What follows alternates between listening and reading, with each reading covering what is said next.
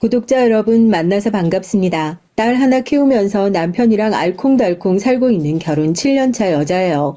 전 공기업에 다니는데요. 출퇴근할 때마다 여기 채널에 올라오는 사연 영상 꼭 듣는 애청자입니다. 얼마 전 여러 감정이 얽혀 어떤 이와 해오하며 제가 겪은 사연도 한번 보내봐야겠다 싶었죠.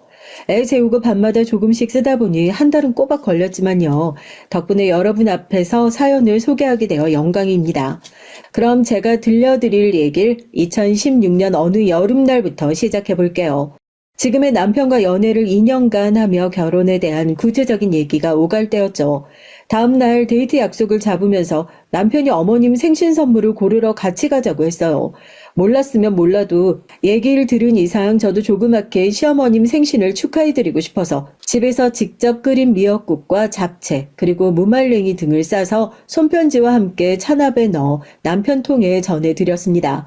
그리고 얼마 뒤 남편이 가보정이라고 수원 3대 갈비로 유명한 식당에서 보자는 거예요. 저나 남편이라 다 알뜰해서 사귀면서 인당 2만 원 넘는 곳에서 밥 먹은 적도 없었기에 놀랐죠. 아무 날도 아닌데 과하다고 왜 그런 비싼 곳에 가냐고 말리는 저에게 남편은 그냥 일단 와달라고 부탁하니 잠자코 거기 갔었죠. 막상 가봤더니 그 자리에 예비 시어머님이 나오셨던 거예요. 갑자기 내가 와서 많이 놀랬죠? 내가 성우 엄마예요. 집으로 부르자니 부담 느낄 것 같고 해서 여기서 밥이나 한 끼 사주려고 불렀어요. 우리 엄마보다 연세가 7살 많으신데 무척 곱고 단아하시다는 인상을 받았습니다. 제가 해드린 생신 선물에 마음이 고마웠다면서 여기서 갈비를 사주시겠다는 거예요. 성우도 제 아비 닮아서 많이 아끼는 편인데 솔직히 얘 짠돌이죠? 아들한테 물어보니까 괜찮은 레스토랑이나 소갈비 한번 사준 적 없다고 해서 내가 혼내줬어요. 그러니까 오늘은 마음껏 먹도록 해요. 아, 말씀은 감사하지만요, 어머님. 이렇게 비싼 갈비 먹으면 저 소화 안 될 것 같은데 갈비탕은 어떠세요? 사실 제가 더 심한 짠순이라 성우 씨가 비싼 데 가자고 해도 제가 말려요. 다 밖으로 뿌리는 돈인데 젊을 때 한 푼이라도 더 모아야 집 장만하고 나중에 우리 애기 교육시키죠. 편식 안 하고 아무거나 잘 먹는 먹순이라서 2,000원짜리 김밥도 감사해요. 평소대로 편하게 웃으면서 예비 시어머님이 사주시는 갈비를 얻어먹으며 시간을 보냈습니다.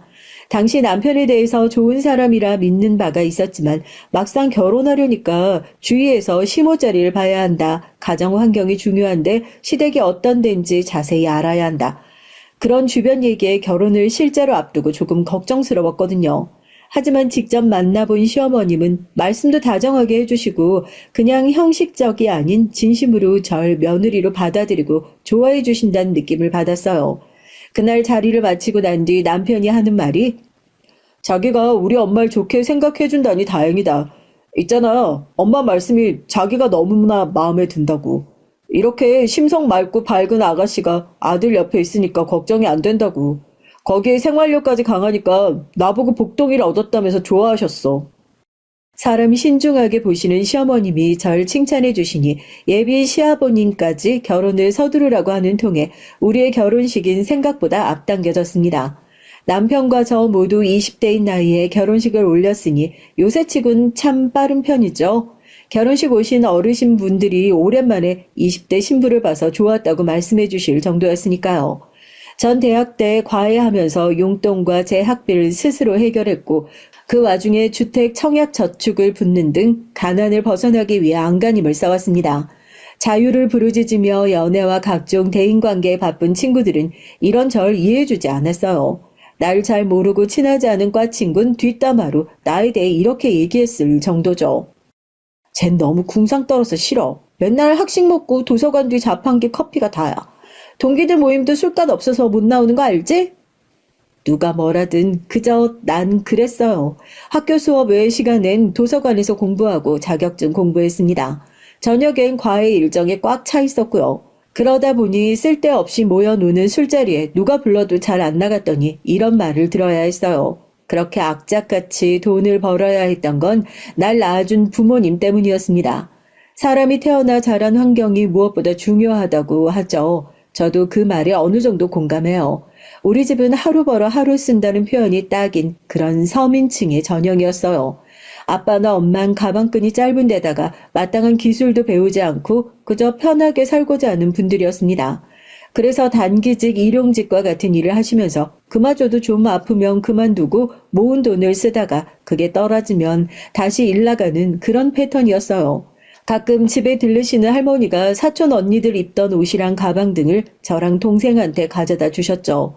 부모가 열심히 일해서 애들 음식이나 옷도 제대로 못 해준다고 오실 때마다 엄마 아빠한테 잔소리하고 우리한테 여러모로 마음 써주셨어요. 부모가 변변찮으니까 너희가 고생이 많다. 우리 이쁜 손녀들을 꼭 커서 돈 많이 벌고 성공해. 자식한테 맛있는 거 좋은 옷 많이 사주고 그래라. 응? 저 좋은 대학에 붙었다고 우리 할머니 얼마나 기뻐하고 좋아하셨던지 입학식에 오셔서 할머니랑 사진도 찍었어요. 공부든 대학이든 갈 거면 너 알아서 하라는 부모였는걸요. 그런 제가 첫 학기 등록금이 어딨겠냐고요. 사정 다 아시는 할머니가 저 등록금도 마련해 주셨죠. 그런 할머니가 하늘나라로 가신 10년 전부터 지금까지 할머니 사랑을 기억하며 마음 깊이 감사하고 있어요. 아빠 엄마가 안 챙겨서 할머니 재산만큼은 제가 약소하게나마 매년 챙겨드리고 있어요. 어머, 제가 제 어린 시절 얘기까지 가버렸네요. 그런데요, 결혼 준비하면서 시댁에 몇 번 가서 뵙다 보니까 자연스럽게 시어머님한테 저희 집 사정도 솔직히 말씀드렸어요. 한참 누리고 싶을 게 많은 나이인데 네가 왜 그리 열심히 사는지 이해가 가는구나. 참말 장하고 나보다 더 어리다지만 내가 참 존경스럽다. 고맙다. 이렇게 잘 자라줘서 또 내 며느리 되어줘서. 눈시울까지 글썽거리시며 어머님은 저에게 잘하고 있다고 네가 귀하다고 안아주셨어요.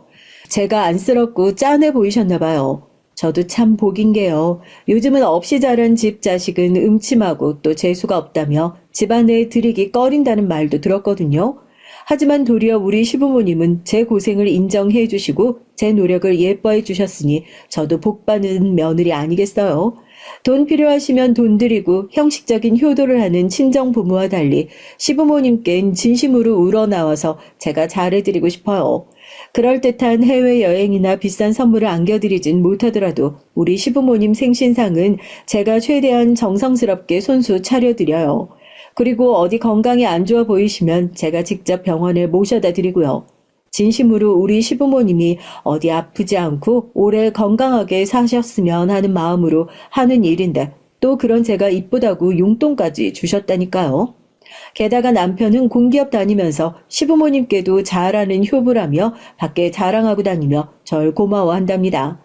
이렇듯 행복한 결혼 생활을 한 지 2년쯤 됐을 무렵 귀한 내 아이 소미를 임신했어요. 사실 전 출산 임박 전까지 출근하려고 했거든요. 그런데 시어머님이 팔짝 뛰고 절대 안 된다고 하셔서 출산 예정일 한 달 전 1년의 육아휴직을 냈답니다. 절대 아무것도 하지 말고 태교에 힘쓰라는 어머님의 지엄한 명령으로 아이 낳기 전 한 달 동안 평생 처음으로 제대로 쉬어봤어요. 맨날 일하던 로봇이 쉬면 고장이 나듯 저도 그게 참 어색하고 불편해서 집안 대청소만 몇 번을 했나 모르겠어요. 지금 뒤돌아보면 그 시절이 또 그립기도 하지만요. 소미 낳고 시어머님이 우리 집에 오셔서 아이도 봐주시고 집안일도 도와주셔서 출산 후유증 없이 몸조리 잘 할 수 있었습니다. 우리 친정엄마는요, 아기 보러 빈손으로 딸랑딸랑 오셔서 시어머님이 차려주시는 점심에 저녁까지 드시고 갔어요. 그 이쁜 손녀 얘기 별로 안 하고 집이 참 좋다, 몇 평이니, 지금은 얼마나 올랐니, 그런 것만 물어보다 가셨죠. 내 주택 청약으로 당첨된 그 집 분양금 내느라 우리 모아둔 돈의 대출, 거기에 시아버님 퇴직금 중 1억을 주셔서 겨우 장만할 수 있었던 소중한 집이에요. 그리고 당신은 지금 천정부지의 가격 전이라 서울에서 20평대 아파트를 장만할 수 있었던 거죠. 그런데 친정 부모님은 그 집 어떻게 산 건지 그걸 그렇게 궁금했어요. 자신들이 늙을 때까지 꿈꾸지 못한 아파트에 내 자식이 산다는 게 신기하다고 며칠 빌려주면 안 되겠냐는 그런 얘기도 몇 번이나 했었거든요. 내 부모가 아니었으면 한심한 분이다 했을 것 같아요. 그 관심과 호기심으로 일하고 돈 모으셨다면 아파트까진 아니어도 두 분 소박하게 사실 집 장만이 어려웠을까 싶거든요. 어쨌든 그런 친정 엄마 옆에 가만 보시던 시어머님 표정에서 많은 걸 읽을 수 있었습니다. 그 뒤로 어머님은 며느리 몸 푸는 동안 애써주시고 아기 봐주시는 힘든 시간도 내색 없이 많은 도움을 주셨죠. 그 고마움에 육아휴직 급여 나오는 걸 어머님께 드리려 했더니 한사코 거절하시다가 제가 억지로 드리니까 받긴 받으셨어요. 나중에 휴직이 끝나고 복직하려는데 어머님이 두툼한 봉투를 건네셨습니다. 나는 오래 살았고 먹을 만큼 잘 먹고 잘 살았어.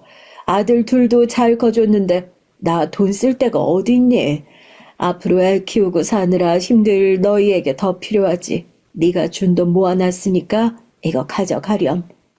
어머님은 제가 드렸던 돈에 더 보태서 3천만 원가량 주셨어요. 이렇게 훌륭한 시부모님과 나한테 너무 잘하는 남편까지 결혼 만족도는 200%, 싱글 친구들에게 적극 결혼을 추천할 정도로 좋았죠. 소미가 3살 되고 아장아장 걸어 어린이집 갈 무렵 우리 집에 새로운 변화가 나타났습니다. 시집에 새로운 식구가 들어오게 된 거예요. 서방님은 ROTC를 졸업하고 군인 장교의 길을 걸으려고 했었대요. 우연한 기회로 군수업체 사장 눈에 들어 회사에 다니게 되면서 전역하고 일반 사회인이 됐습니다. 남편과 연애하고 처음 서방님을 봤을 때 당시 군복 입고 입던 늠름한 첫인상이 기억나요. 말수가 많지 않고 무뚝뚝하지만 그래도 형수라고 만나면 자기가 대접하려고 하도 깍듯이 대하는 모습이 호감이 가더라고요. 친동생과 동갑인 나이라 그런지 마음이 가고 동생처럼 챙겨주면서 사이가 괜찮았어요. 그런 서방님과 결혼할 여자가 궁금했기에 예비 동설 몇 번 만나본 적도 있었습니다. 생각보다 평범한 여자네가 제 첫인상이었습니다. 팔불출이겠지만 우리 남편이 키 182cm에 어디 가면 배우 소리 들을 만큼 얼굴이 괜찮거든요. 우리 서방님도 비슷한 키에 잘생겨서 인기가 많았대요. 서글서글하고 따스한 이미지의 남편과 달리 서방님은 약간 차가운 듯한, 그래서 더 매력적인 그런 이미지요. 그런데 옆에 서 있는 동서는 조금 살집이 있고 얼굴도 보통인 그런 외모였죠. 둘이 있으면 확연히 비교되어 보이긴 했으니까요. 얘기 들어보니까 전문에 나왔고 엄마 미용실에서 일을 도와주고 있다는데 사실상 사회 경험 해본 적 없는 사람이더라고요. 솔직히 말하면 외적인 조건이 여러모로 서방님보다 좀 못 미쳤어요. 그래서인지 시어머니가 저 결혼할 때와 달리 동서에 대한 반대가 심하셨죠. 어른들 말씀이 이만큼 살다 보면 사람을 처음 딱 보고 대충 그 사람에 대해 대충 일할 것이다 감이 온다면서요? 여러분도 그러신가요? 전 아직 연륜이 쌓이지 않았겠지만 동서의 결혼 조건이 좀 뒤처지더라도 그만큼 다른 매력과 장점이 있으니 서방님이 결혼하기로 마음먹은 건 아니겠나 했죠. 그러나 시모의 입장은 달랐습니다. 걔? 아유, 너도 알다시피 둘째와 비교하면 학벌이나 외모 뭐 하나 나은 게 없지. 근데 그런 것보다 사람 내면이 비어있달까? 애가 좀 음울해 보여. 어머님 말씀이 선뜻 이해가 가질 않았죠. 시어머님이 어느 여대에 나오셨다고는 들었는데요. 현재 독서 모임도 하시고 평생 학습관에서 철학 강좌도 들으시고 그런 지적인 여성인 건 알아요. 하지만 아무리 그래도 동서에 대한 어머님의 말씀에 갸웃거리게 되는 건 어쩔 수 없었습니다. 시어머니의 반대에도 불구하고 서방님은 결국 동서와 결혼하게 됐고요. 우리 동서가 살기 좋아 보인다며 서방님이 원해서 같은 동네의 다른 아파트 단지에 신접살림을 차렸어요. 거기 아파트가 더 평수도 넓고 우리 때보다 비쌀 텐데 어디서 그런 돈이 나왔나 싶어 남편에게 물어보니까요. 박봉의 군인 월급 받다가 사기업으로 옮긴 지 얼마 안 된 서방님은 8천 정도 모아서 보탰고 나머지 5억을 동선의 친정집에서 대줬다는 거죠. 참 동서한테 특이한 점이 하나 있는데요. 누가 봐도 과할 정도로 몸에 금은 보석을 휘감고 외출하는데 심지어 집 앞 슈퍼 나갈 때도 그러고 다닌다는 거예요. 귀, 목, 팔목, 손가락, 발목 등등 신체 어디에도 반짝이지 않는 것이 없을 만큼 귀금속 사랑이 유별났습니다. 서방님이 우리한테 몰래 얘기하기론 돼지목의 진주 목걸이라고 동네 아줌마들이 동서를 부른다네요. 제가 끼고 있는 이 반지 말이에요, 형님. 이게 얼마짜린 줄 아세요? 한번 맞춰보세요. 어? 내가 이런 쪽으로는 영 관심이 없어서 동서가 끼니까 비싼 반지겠지 뭐. 한 100만 원쯤? 뭐요? 우리 형님 은근히 순진한 구석이 있네요, 참. 100만 원? 애들이나 끼는 괜찮은 반지값이 그 정도 하겠다. 이건 몇 캐럿 다이아를 세팅한 거고 그 세팅한 세공사가 우리나라에서 유명한 어쩌고 이렇게 자기 반지 자랑을 쉼 튀어가며 몇 분이나 떠들어 제낍니다. 난 별로 관심도 없고 그래 그런 자랑질하는 맛에 사는 여자지 싶어서 영혼 없이 맞장구 쳐줬어요. 그렇구나. 대단하네. 이렇게 추임새를 곁들이면 신나서 한창 말하다가 뚝 끊고 이렇게 가만 나를 쳐다봅니다. 한번 껴보실래요? 제 아무리 다정한 시아주버님이라도 이런 건 안 사주실 거 아니에요. 특별히 빌려드릴 테니까 오늘 하루만 껴보세요. 그렇게 억지로 제 손가락에 반지를 끼워주고선 흡족한 듯 웃어요. 한편 맞아요. 철의 없지만 든든한 친정 믿고 자랑이라도 할 수 있는 동서가 부럽기도 했죠. 동서가 어디 취직 안 해도 아파트 사오고 그게 다 친정엄마가 주신 돈이라는데 평생 일벌레처럼 사는 내 모습이 비교되더라고요. 동서네 엄마는 미용실하며 일찍 사별한 남편 대신 혼자 동서 키우다가 나중에 재혼하셨다나 봐요. 돈 많이 벌어 집도 몇 채고 상가도 있고 땅도 있고 내 마음을 아는지 모르는지 동서는 내 앞에서 항상 그런 자랑을 해댔습니다. 그래, 동서 좋겠다. 하고 다니는 명품이랑 보석 사주는 친정 엄마도 있고 자기도 그만큼 엄마한테 잘해드려. 엄마가 나한테 잘하긴 뭘 잘했다고 그래요? 알지도 못하면서. 형님은 배부른 소리 하시네요. 아내 말 다 들어주는 잘생긴 남편 있지, 딸 있지. 게다가 시어머님도 형님한테 껌뻑 죽잖아요. 어머님은 원래 좋은 분이니까 며느리한테 다 잘해주는 분이지. 뭘 나한테 껌뻑. 몰라서 그러는 거예요? 같은 말을 해도 형님이 하면 아유 그랬니. 내가 하면 말 조심해라. 싸늘하게 딱 쏘고. 그뿐인가? 지난번 여행 다녀오셔서 형님만 예쁜 니트 주시고 나한텐 초콜릿 한 상자만 띡. 진짜 차별당하는 입장에서 서럽다 서러워. 동선 어머님에 대한 불만이 컸고 나에게 그걸 털어놓다 보면 끝이 나질 않아요. 거기에 그렇게 목매고 좋아서 서방님과 결혼까지 했건만 자긴 남편 잘못 만나서 팔짝 꼬았다고 한탄도 하고요. 자기 일하느라 바빠서 혼자 있는 자기랑 주말에 놀아주지도 않고 말 한번 따스하게 건네는 법이 없다며 서방님 흉을 그렇게 봤습니다. 듣고 있는 나까지 지루하고 짜증이 날 정도로 말이죠. 서방님도 어머님도 다 싫으면 이참에 그냥 갈라서. 좀 그렇게 매정하게 말해요? 내 남편 다른 년한테 가는 거 절대 못 봐요. 나 먼저 죽더라도 그이도 같이 갈 거야. 또 이렇게 자기 남편을 절대 안 놓는다고 집착하는 동서가 참 여러분은 이해가 가세요? 웃긴 건 시어머님 말씀이 자기한테 와선 그렇게 제 흉을 본다는 겁니다. 예상은 했지만 남이 흉 보지 않고 사는 재미가 없는 사람인지 암튼 동선 나랑 정말 안 맞았어요. 사람들 만나다 보면 나랑 진짜 안 맞고 앙숙인 그런 사람들이 있다고 하는데요. 저한텐 그 동서랑 대학 동창생 중에 성미라는 여자애가 그랬습니다. 서로 관계도 좋고 졸업하고 다들 취직도 돼서 대학 동창회가 자주 열려요. 1년에 서너 차례 정도요. 어차피 모임 회비는 내야 해서 저도 여기만큼은 꼬박꼬박 나가는 편입니다. 회비까지 내고서 먹고 마시는 자리에 안 나가면 손해잖아요. 평소 업무와 육아에 지친 저도 여기서 젊은 날을 추억하며 노는 즐거운 분위기에 똥을 끼얹는 애가 있었으니 걔 이름이 조성미였어요. 뭐가 마음에 안 드는지 사사건건 제 트집을 잡는데 진절머리 나는 레퍼토리가 저보고 그만큼 벌었으면 좀 쏘라고 그리고 좀 꾸미고 다니라는 거죠. 옷도 잘 안 바꾸는 애가 뭐가 이쁘다고 남편 같은 훈남을 만났냐며 비아냥거려요. 지난 동창 모임에선 주변에 명품백 하나 없는 애 너밖에 없다며 망한 30대라고까지 빈정거리는 수준이 극에 달했던 게 기억났습니다. 이번 동창회만큼은 걔한테 잡소리 듣기 싫어서 뭐라도 하나 들고 가야겠다 고민하던 끝에 동서에게 빌려달라 부탁하기로 했어요. 카톡으로 동서 괜찮으면 나 동창 모임 때 한번 들고 갈 명품백 하나 빌려주면 안 돼 하고 보냈죠. 하지만 내 카톡을 읽고도 아무 답이 없었어요. 가뜩이나 자존심 구겨져가며 동서한테 부탁하는 게 수치스러웠지만 그래, 부탁하는 처진데 직접 가서 하지 싶어 미리 연락하고 동선이 집에 방문했죠. 빈손이 그래서 주스 세트 사들고 갔는데 동서 특유의 거들먹거리는 말투로 요즘 누가 촌스럽게 주스 세트를 이왕 오셨으니까 들어오세요. 그리고 커피랑 쿠키를 내왔는데 이 쿠키가 홍콩 여행을 갔을 때 사온 건데 맛이 기가 막히고 얼마나 비싼 줄 아느냐며 자랑을 늘어놓기 시작했습니다. 그래, 나한테 이렇게 만난 거 줘서 고마워. 얘기 더 듣고 싶지만 나 소미 데리러 빨리 가야 되거든. 모레 동창이 들고 갈 백이 하나 필요해. 좀 빌려줄래? 명품이라는 게 그래요. 고기도 씹어본 놈이 씹을 줄 안다고. 평소 명품과 담 쌓고 살던 사람이 갑자기 들면 그게 또 남의 백처럼 불편하고 이상해 보인다니까요.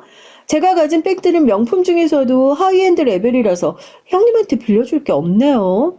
빌려준다 한들 내 백에 어울리는 옷이 형님한테 있을 리도 없고 아마 누가 봐도 빌린 티 나고 말걸요.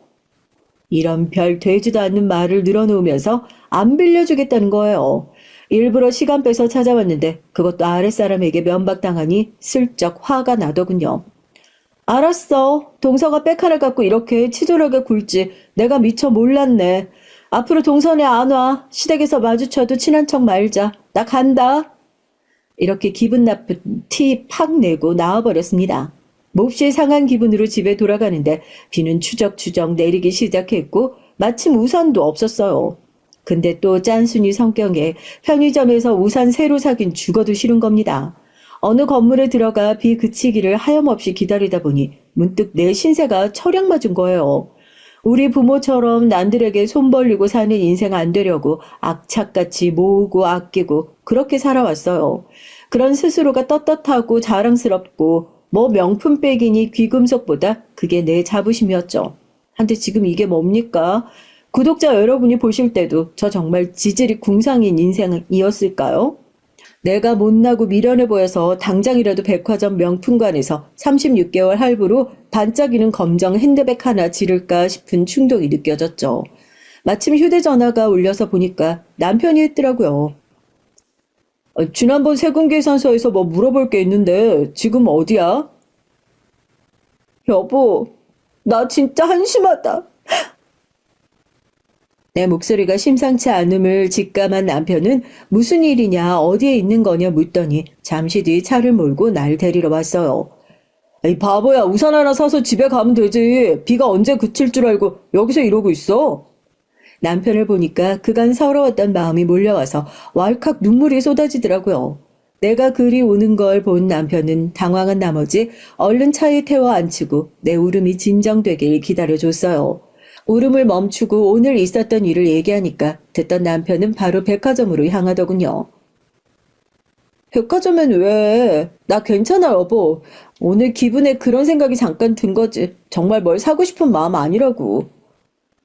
당신 마음 알았으니까 일단 골라봐. 아주 비싼 것까진 아니어도 당신이 갖고 싶은 가방 하나쯤 사줄 수 있는 남편이야, 나. 내 생각이 짧았다. 여자에게 백은 남자에게 차와 같은 거라며? 근데 지금까지 변변한 거 하나 못 사준 게 내가 얼빠진 놈이지. 어서 가지 않고 뭐해. 이런 것도 사본년이 산다고 그 으리으리한 루이비통 프라다 이런 매장에 들어가는 것조차 망설여지더라고요.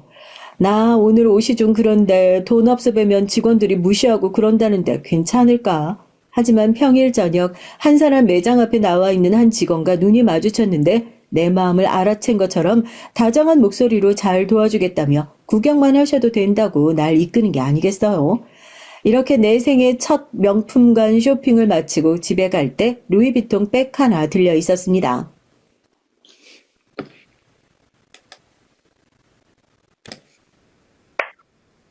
$200만 가까이 하는 걸 한 번에 사준 남편에게 정말 고맙다고 아끼고 평생 잘 쓰겠다고 하니까 남편이 그랬어요.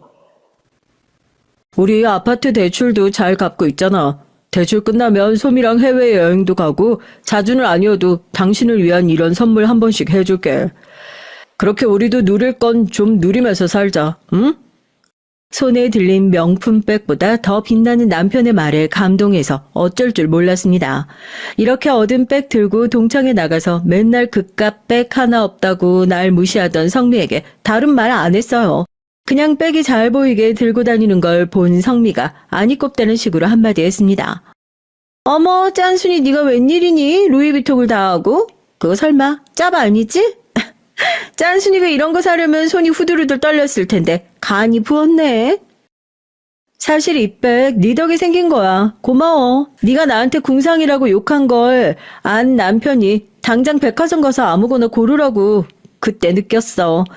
내 아파트도 있고 이렇게 좋은 남편, 아이 모두 가진 내가 굳이 명품백이 필요하겠나. 자기 인생이 빈약하고 불만족스러워서 허세 부리는 사람들이나 이딴 게 필요한가 봐. 막상 들어보니 5만 원짜리 가방이나 이거나 별 차이도 없더구만. 내 말을 듣고 한 방 먹은 동창생의 표정은 정말 가관이었죠. 여러분에게 그걸 보여드리지 못한 게 아쉬울 만큼요. 몹시 속이 상하는지 모임 중간에 혼자 조용히 가버렸던데요. 성미 걔는 20대 초반에 결혼하고 금방 이혼한 뒤로 혼자 살고 있었거든요. 내 말로 걔 민감한 부분을 건드렸나 뒤늦게 미안했지만 그 이후 다시는 내 앞에서 깐죽대지 않아서 한 번쯤 해볼 만했다 싶어요. 그 사건으로 속이 좀 시끄러웠지만 그래도 잘 마무리된 편이죠.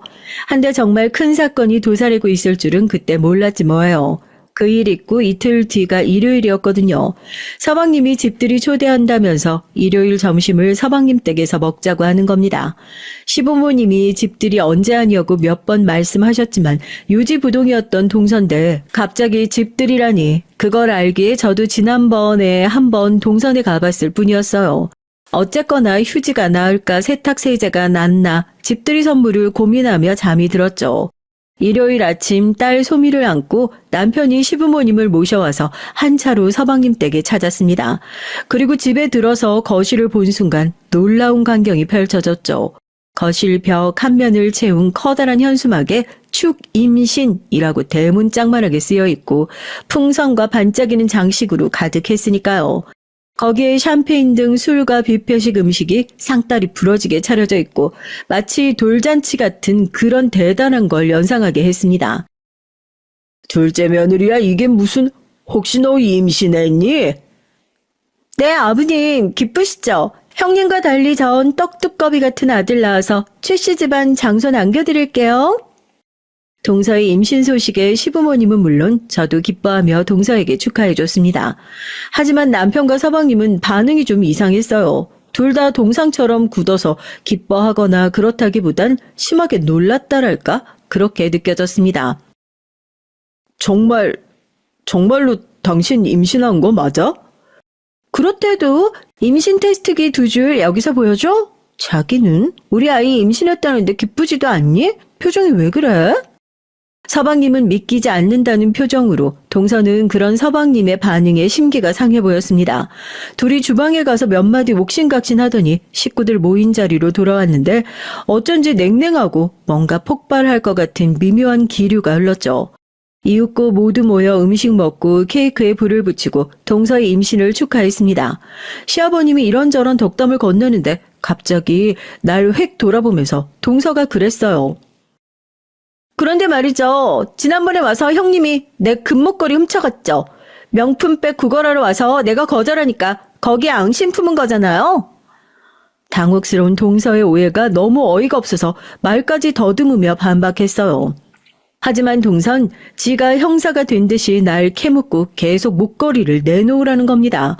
아무리 명품백이나 목걸이 세트 같은 게 없기로써니 남의 것 탐하는 그런 사람은 제가 아닌데 도둑 취급이나 받다니 너무나 억울한 나머지 눈물까지 맺히더라고요. 진짜 나 아니래도 내가 다녀간 날 없어진 건 우연의 일치겠지. 정말 날 어떻게 보고서 그래? 너무하다 동서. 평소에 내 보석 탐내고 빌려달라고까지 했잖아요. 그러고 우리 집에 다녀간 뒤로 목걸이가 사라졌으니까 내가 의심 안 하려면 안 할 수가. 지금 뭐 하자는 겁니까? 내 아내한테 그만하지 못해요? 참다 못한 남편이 버럭 화를 내면서 동서를 몰아붙이기 시작했어요. 재수씨, 지금 내 아내한테 실수하는 겁니다. 명품백 빌리러 간 날 재수 씨한테 모욕당하고 집사람이 얼마나 속상해해야 한 줄 알아요? 우산도 사기 아깝다고 비그치길 기다리는 저 바보 같은 사람이 뭘 훔치겠습니까? 그것 보세요. 10,000원짜리 우산도 자기 돈 못 쓰는 양반이니까 제 것 가져다가 동창회에서 어깨 힘 좀 주고 싶었겠죠. 안 그래, 여보? 뭐라고요? 지금 말이면 다 합니까? 야, 너 이 자식 아내 단속을 어떻게 했게 내 아내를 도둑년으로 모냐? 지금 한번 재수씨 까발려 봐? 아주 얼굴도 못 들게 해줘? 죽어도 형님이 도둑이라 우기는 동서에게 화가 끝까지 난 남편은 그 화살을 서방님에게 돌렸어요. 거기에 대고 서방님이 잘 무마하고 넘어가는 것이 아니라 메마른 장작에 불씨가 옮겨간 듯 발작하며 남편에게 대들었습니다. 남편들 간 감정 싸움은 순식간에 번져 두 사람은 멱살까지 잡고 누구라도 먼저 주먹을 날리기 직전인 일촉즉발의 상황이었죠. 아니 성우야, 네가 왜 이러니? 이날 이태껏 동생한테 싫은 소리 큰 소리 한 번 안 냈던 네가 지금 네 마루나 편들자고 동생 잡고 이러는 거야? 시부도 자식들에게 분개하며 몹시 혼내셨어요. 이 못난 자식들이 우리 최씨가에서 있을 수 없는 일이야. 다 큰 놈들이 부모 앞에서 싸움박질이야. 제 마누라들 때문에? 그래 성우, 너 한번 밝혀봐라. 어디 그게 뭔데? 그러자 서방님 멱살에서 손을 거두고 나와 씩씩대고 숨을 몰아쉬던 남편이 내뱉은 한마디에 우리 모두 경악하고 말았어요. 저 자식 씨 없는 수박이란 말입니다. 남편이 무정자증인데 재수씨가 임신을 했다니. 재수씨, 어디 이 사태 설명해봐요. 그게 무슨 말이야. 무정자증이라니. 둘째, 네가 왜, 어쩌다가. 너도 알고 있던 게냐? 서방님은 아무 말도 못하고 고개를 푹 숙이고 망연자실했어요. 그래서 동서의 임신 발표에 서방님과 남편만은 마냥 기뻐할 수 없던 겁니다. 그렇다면 동서는 어떻게 임신하게 된 걸까요? 모든 이의 의혹은 동서에게로 향했죠. 무슨 소리를? 당신 정말 무정자증이었다고? 그걸 알고도 나한테 말도 없이 결혼했어? 날 속여왔던 거야? 나는 아무것도 모르고 애가 없어서 우리 관계가 소원해진 거라고. 시부모 앞에서 자식 못 낳는 며느리라 죄송스러워했는데 결국 당신이 문제였던 거네. 그래, 나 정자 없는 놈 맞고 너한테 차마 말 못했다. 우리끼리 사랑하며 살면 된다고 아이 부담 갖지 말라고 항상 말했잖아. 자기 인생에 만족 못하고 꼭 아이가 있어야 한다고 우겨댄 건 바로 너야. 당장 밝혀. 너 임신시킨 놈 누구야? 이럴 리가, 이럴 수는, 모든 게 엉망이야. 절규하며 동서는 밖으로 뛰쳐나갔어요. 하긴 나였어도 거기서 도망치지 않곤 못 베길 것 같네요. 혼자 안방으로 들어가 버린 서방님을 뒤로하고 시부모님과 우리 부부 모두 아연실색하며 집으로 돌아와야 했어요.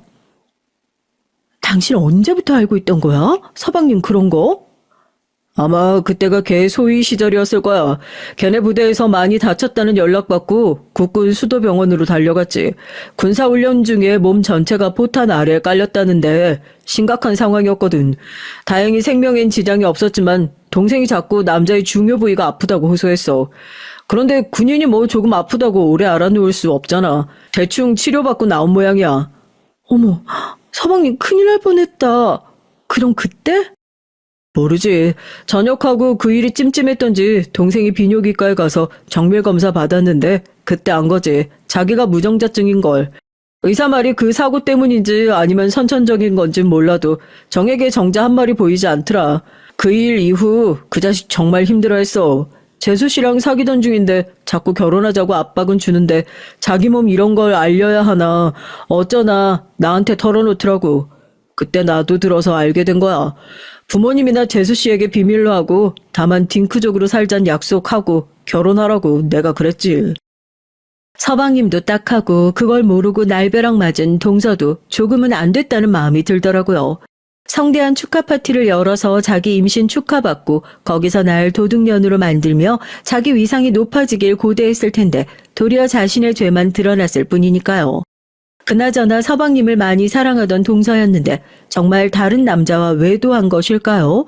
아니면 의외로 서방님의 생식 기능이 돌아온 것일까요? 혹시나 하는 마음에 서방님이 재차 검사를 받았는데도 여전히 무정자증이 맞다는 겁니다. 그렇다면 결국 동서가 바람을 피우고 다른 남자의 애를 임신한 게 맞는 거죠. 이런 일들이 벌어지면서 한동안 저나 가족 모두 살얼음판을 걷는 심정으로 지냈어요. 사라진 동선 며칠 뒤 서방님네 돌아왔는데 태연하게 전처럼 생활하더라는 겁니다. 근데 어떻게 그래요? 서방님은 꼴도 보기 싫으니까 나가라며 동서에게 막말하고 집안 물건까지 던지며 바닥을 드러내고 싸웠대요. 그런데도 무슨 생각인지 동서는 서방님 곁을 떠나지 않겠다고 찰거머리처럼 붙어 있다는 겁니다. 서방님이 얼마나 괴로우면 술을 잘 안 먹는 사람이 꼭지가 돌 정도로 만취해서 우리한테 술 사달라고 왔겠어요. 서방님도 어디 가서 이 기가 막힌 일, 괴로운 심정 털어놓을 데가 없겠구나. 참 딱했어요. 괜히 내가 한 말 때문에 너한테 미안하고 면모가 없다. 그때 내가 충동적으로 말하지만 않았어도 이렇게까지는 안 됐을 텐데. 그게 왜 형 탓이겠어. 우리 부부는 이미 정 떨어질 대로 떨어진 사이야. 서로 남남처럼 지낸 지 꽤 됐지. 지도 딴 놈하고 붙어 먹으면서 이제 깔끔하게 이혼하고 각자 인생 살면 좀 좋겠나?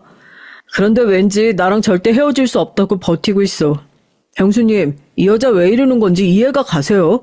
같은 여자로서 설득해볼 수 있겠어요? 이혼하자고 해도 동서는 요지부동이었고 이혼 청구 소송까지 가야 하나 서방님은 고민하고 있었습니다. 하지만 서방님 다니는 회사가 약간 폐쇄적인 편인데 본인이 이혼 소송하는 걸 회사에서 알게 되면 승진 평가의 불이익을 받을 수 있다며 난감했어요. 남편이나 나나 깨어진 서방님 부부 사이에 끼는 게 불편했지만 정말 안 되어 보였기에 동서를 만나서 좋게 타일러보기로 했습니다. 하지만 나랑 동서 사이가 좋았던 것도 아니고 껄끄럽고 불편한 사이라서 그냥 술이나 한잔 하자고 불러냈어요. 날 싫어했던 동서이기에 거절하지 않을까 싶었지만 의외로 순순히 응하고 나왔더라고요. 내가 먼저 술집에 들어와 앉아 있었는데 잠시 뒤 동서가 와서 맞은편에 앉자마자 말없이 술잔을 들이켰습니다. 나도 동서 잔에 술을 따라주고 내 술잔도 채워 목으로 넘기고 있었죠.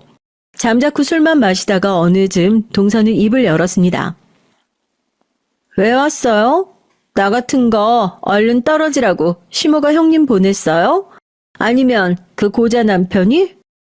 무슨 말을 그렇게 해. 동서도 잘못했지만 나름대로 할 말은 많을 거 아니야. 내가 그리 좋은 형님은 아니었을 수 있는데 같은 여자고 동생 같아서 자기 답답한 말 들어주러 왔어. 애초에 채씨 그 집에 내 자리는 없었어. 다들 형님만 최고라고 형님 말만 듣고 나 머저리 취급이나 하고 어디 인간 대접이나 해줬어? 그까지 열등감이네. 왜 그렇게 못나게 구니? 동서가 그 잘못하지만 않았어도 우린 다 동서 편들고 챙겨줬을 거야. 아니면 자기 다리 부러졌을 때 내 남편이 병원 데려다주고 나랑 어머님이 교대로 간병하고 그랬겠어? 좋았던 일, 고마웠던 일은 생각 못하고 왜 못해준 것만 생각해 못나게. 그랬더니만 동선 두 손으로 얼굴을 감싸고 막 오열하기 시작하는 거예요. 옆자리로 가서 안쓰러운 동선 눈물 거두라고 다 잘 될 거라고 달래줬습니다. 오열을 멈춘 동선 회한에 젖어서 처음 듣는 자기 과거를 얘기하는 거예요. 형님, 뻐꾸기 알아요? 뻐꾸기? 뻐꾸기는요, 자기가 낳은 알을 다른 새의 둥지에 몰래 낳고 가버린대요. 웃기죠? 그런데 뻐꾸기 새끼가 더 기가 막혀요. 부화하고 진짜 그 둥지의 새끼를 둥지 밖으로 밀어내고 자기가 진짜 새끼인 양 먹이를 독차지하고 받아먹는 거죠. 내가 그 둥지의 진짜 새끼고 의붓동생이 뻐꾸기 같은 년이었어요. 재혼한 남편 눈치 보느라 내 엄만 친딸인 날 부끄러워하고 숨겼죠. 그리고 의붓 아빠가 데려온 동생에게 더 잘해주고 정성껏 키웠어요. 마치 친자식인 양. 난 의붓 아빠에게도 친엄마에게도 사랑받지 못하고 방임되다시피 컸다고요. 저런. 하지만 동선 늘 친정엄마 자랑했잖아.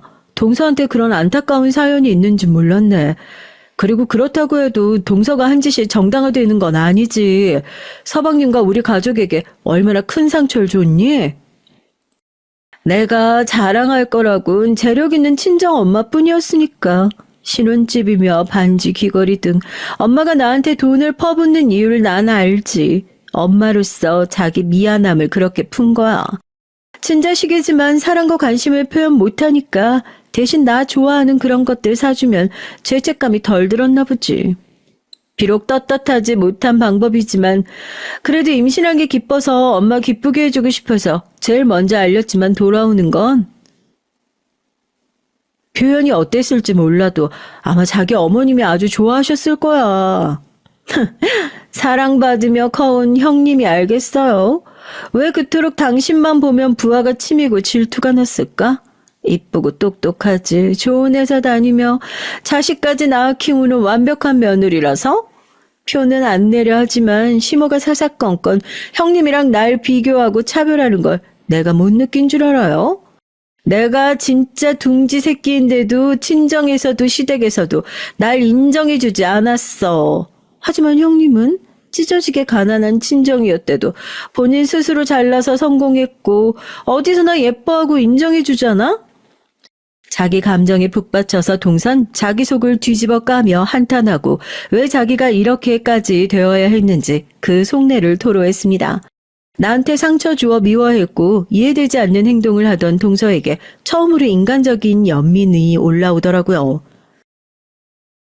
그래, 미안해. 동서를 보듬어 주길 바랬던 건데 형님인 내가 그렇게 해주지 못했네. 하지만 그랬대도 동서가 벌인 짓은 엄청난 거잖아. 어떻게든 서방님을 잘 설득하고 수습을 해봐. 자존심 센 남잔데 서방님이 얼마나 깊은 상처를 입었을지 자기도 알 거 아니야?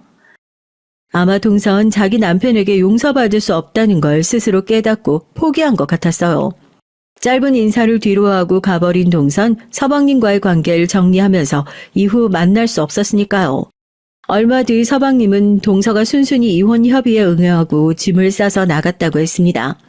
같이 살던 집은 매도해서 각자가 낸 금액을 돌려받기로 했다고 갑자기 모든 일이 잘 풀렸다며 동서에게 무슨 말을 한 거냐고 궁금해하더라고요. 그래서 그랬죠. 아니, 내가 뭘 어떻게 한 건 없어요. 동서가 서방님을 많이 사랑해서 놓아주고 싶지 않았는데 그래도 자기가 한 행동에 대해 깨닫고 미안해서 그런 것 같네요. 나도 동서한테 당한 게 많아서 미운 감정이 있었지만 알고 보면 동서 참 불쌍한 사람이네요. 네, 애정에 목말라 하며 늘 버둥거리며 살던 여자였죠. 내가 그 결핍을 채워주고 싶었는데 나도 참 못난 남편이었으니까요. 되돌아온 서방님 말에 전 조금 놀라고 말았습니다. 자기를 끔찍하게 배신한 아내에 대해 연민과 사랑이 남아있다고 느꼈어요. 서방님이 이렇듯 깊은 애정을 갖고 있다는 걸 동서가 일찍 알았다면 얼마나 좋았을까요? 결혼과 이혼 과정을 모두 지켜본 전 서방님네 부부에 대해 안타까움이 들었습니다. 그러면서 내 결혼 생활도 다시 한번 뒤돌아보게 됐죠. 동서 말맞다나 남편이나 시부모님, 딸 모두 날 얼마나 사랑하고 인정해 주는지를 당연하게 생각하지 말고 감사하며 더 많은 사랑으로 보답해야겠다고 그렇게 마음 깊이 새겼어요. 동서가 떠나고 나서 예전처럼 화평하게 모든 가족이 살고 있던 와중 들려온 충격적인 소식 하나 전해드릴까요? 우리 서방님이요. 동서랑 헤어지고 1년 반 뒤 재혼했답니다. 생각보다 이른 재혼에 좀 놀랐지만 다행히 이번에 들어온 동선 저랑 잘 맞고 시어머님도 흡족해하는 괜찮은 친구였어요. 내가 예전 그 아이 내 아들 망하게 했다고 욕만 했는데 가만 보니 내 탓도 크더라. 어차피 내 자식으로 들어온 걸 왜 그리 반대하고 모질게 됐는지. 그 앙심에 걔도 그리 엇나갔던 것은 아닌지 말이야. 더구나 재혼한 둘째가 흠이 있는데 처녀인 애가 결혼해주겠다고 하니 얼마나 고맙니? 이번엔 내가 잘해주고 자식들 결혼 생활에 회방 안 놓으려고 한다. 어머님은 그런 마음을 내비치고 진심으로 새 동서에게 잘 대해주셨어요. 가끔은 저도 질투 날 만큼 새 동서를 예뻐하시더라니까요. 그런데 새 동서의 등장보다 더 놀라운 일이 뭐게요? 결혼하고 얼마 뒤 새 동서가 임신을 했다는 점입니다.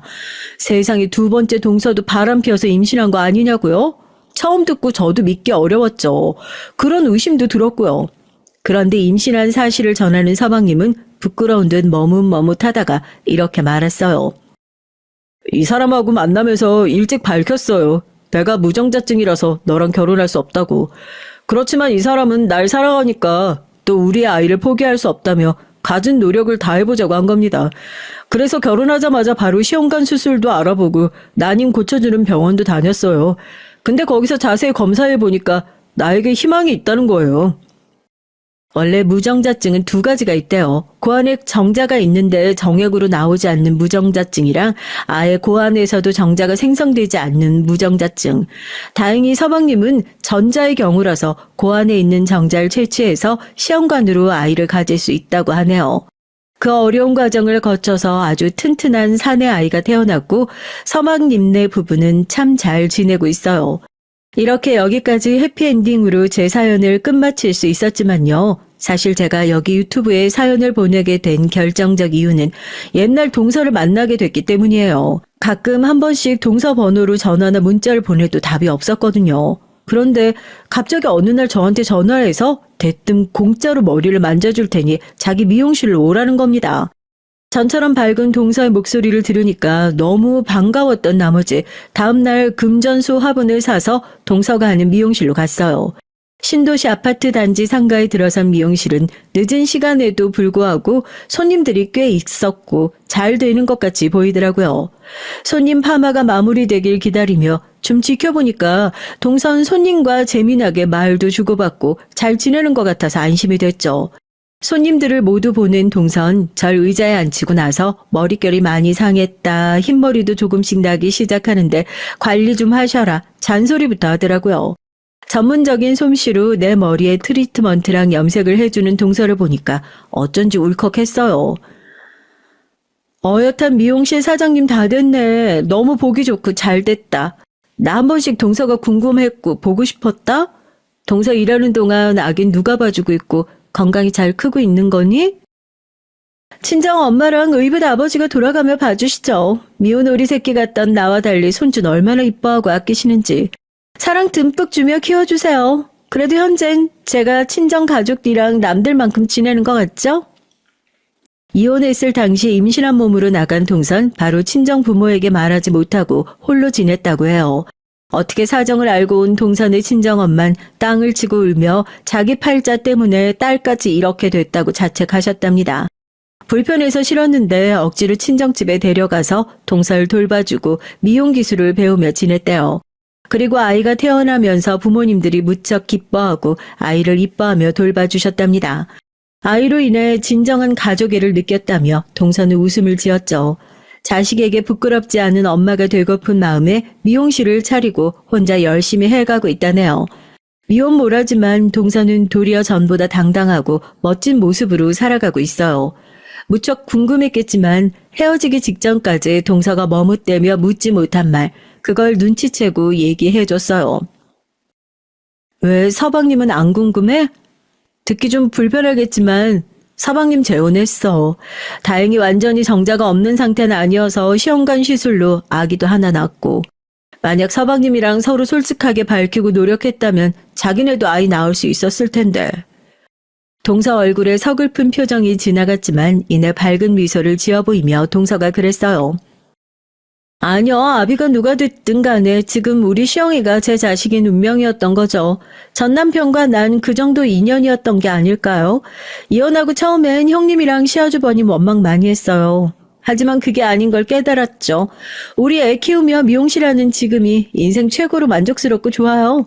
그러니까 이렇게 짠순이 형님한테 연락해서 공짜 머리도 해주죠. 뭐? 아이고, 그런 말 듣고 불편해서 어떻게 또 오니? 나 이거 돈 낸다. 내가 아무리 대머리만큼 공짜를 좋아한다고 해도 이렇게는 못한다고. 우스갯소리를 하며 유쾌하게 만남을 마무리 지었습니다. 남편에겐 밝혔지만 차마 서방님과 시부모님에게 동서 만난 얘기는 안 했어요. 그리고 지금도 옛날 동선의 미용실을 한 번씩 가곤 해요. 이러다 들키면 우리 어머님한테 불호령 맞을까요? 그럴진 몰라도 지금은 옛 동서를 응원해주고 싶어요.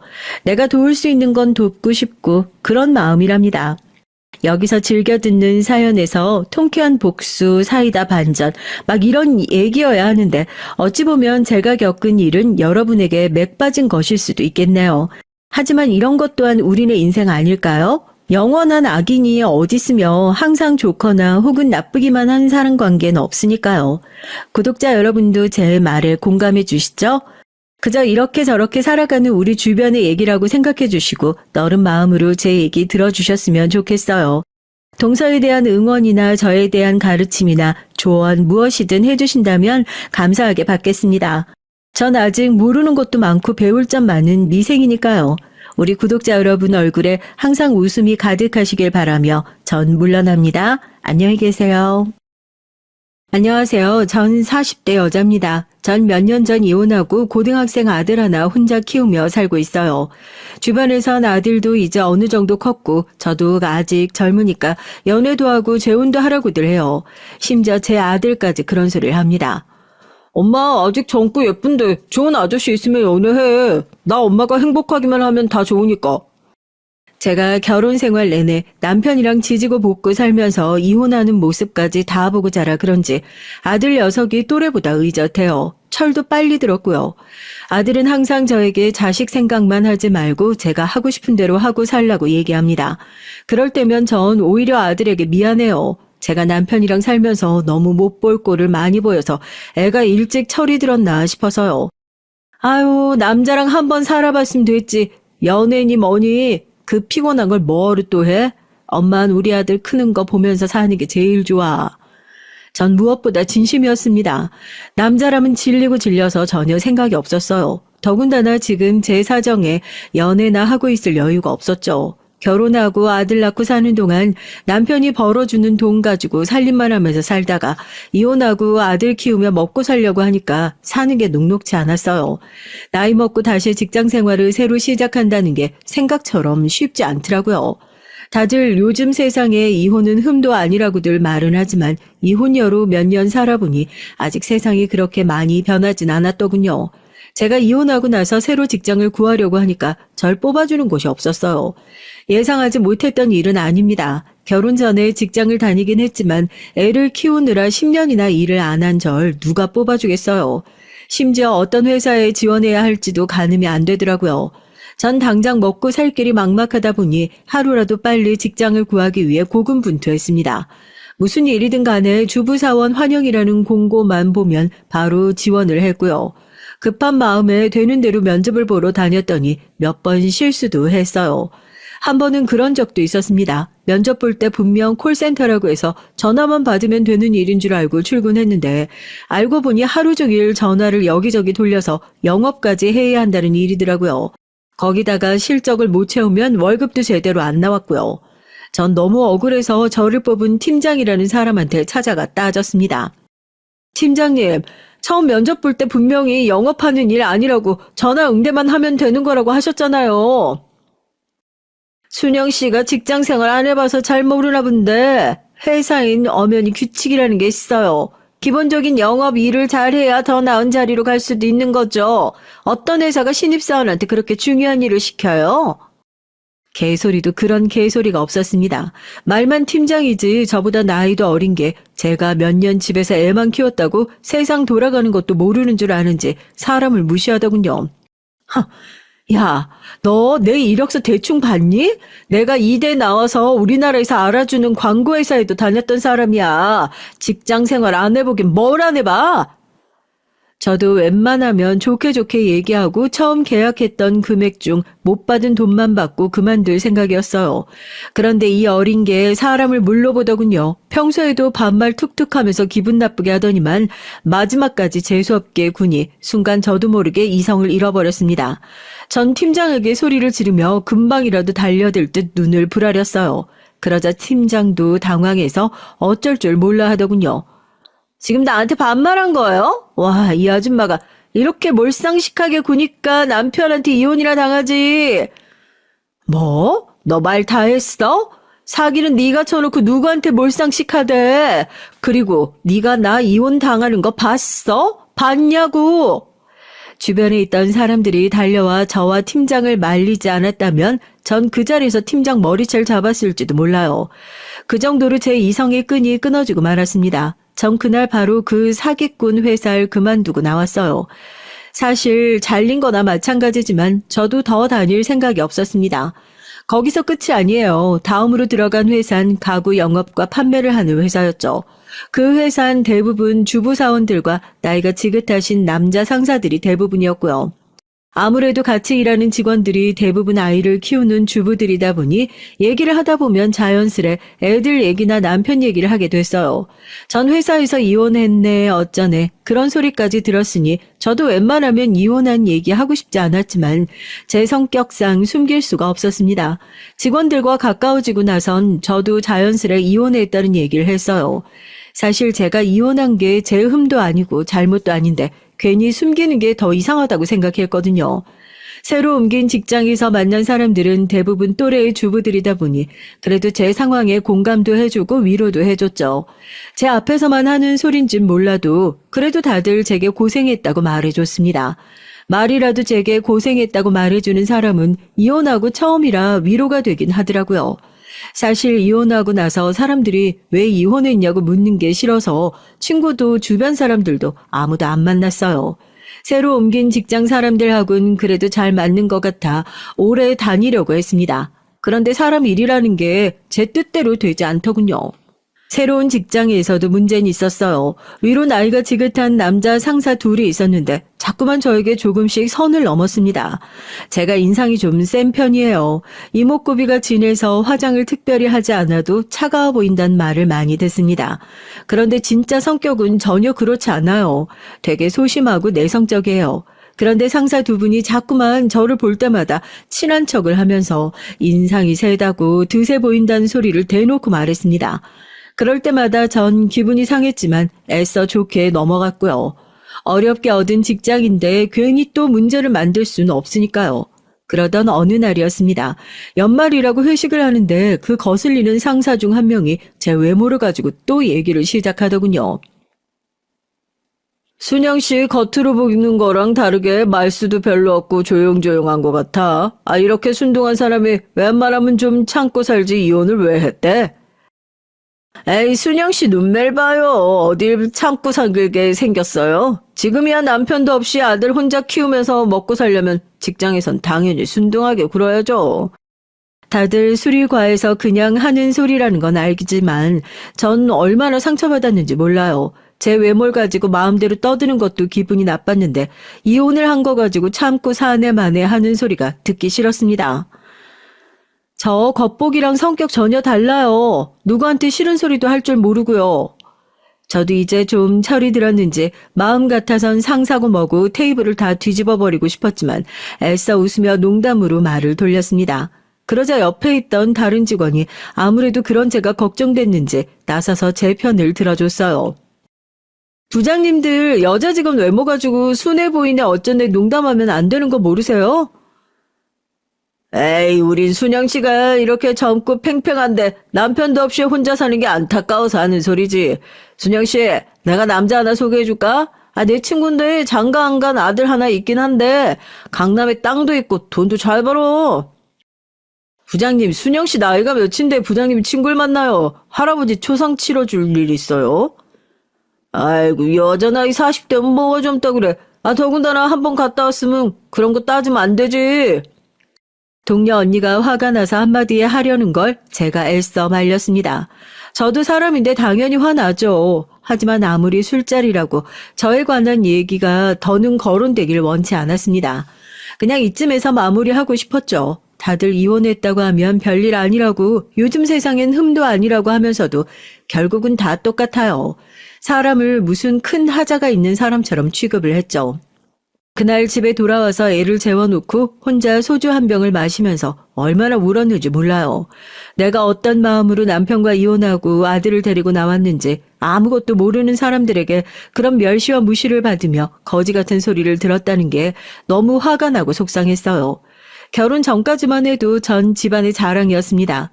중고등학교 땐 반에서 1등도 심심찮게 하고 친구들 사이에서도 인기가 좋아서 반장, 부반장도 매년 했어요.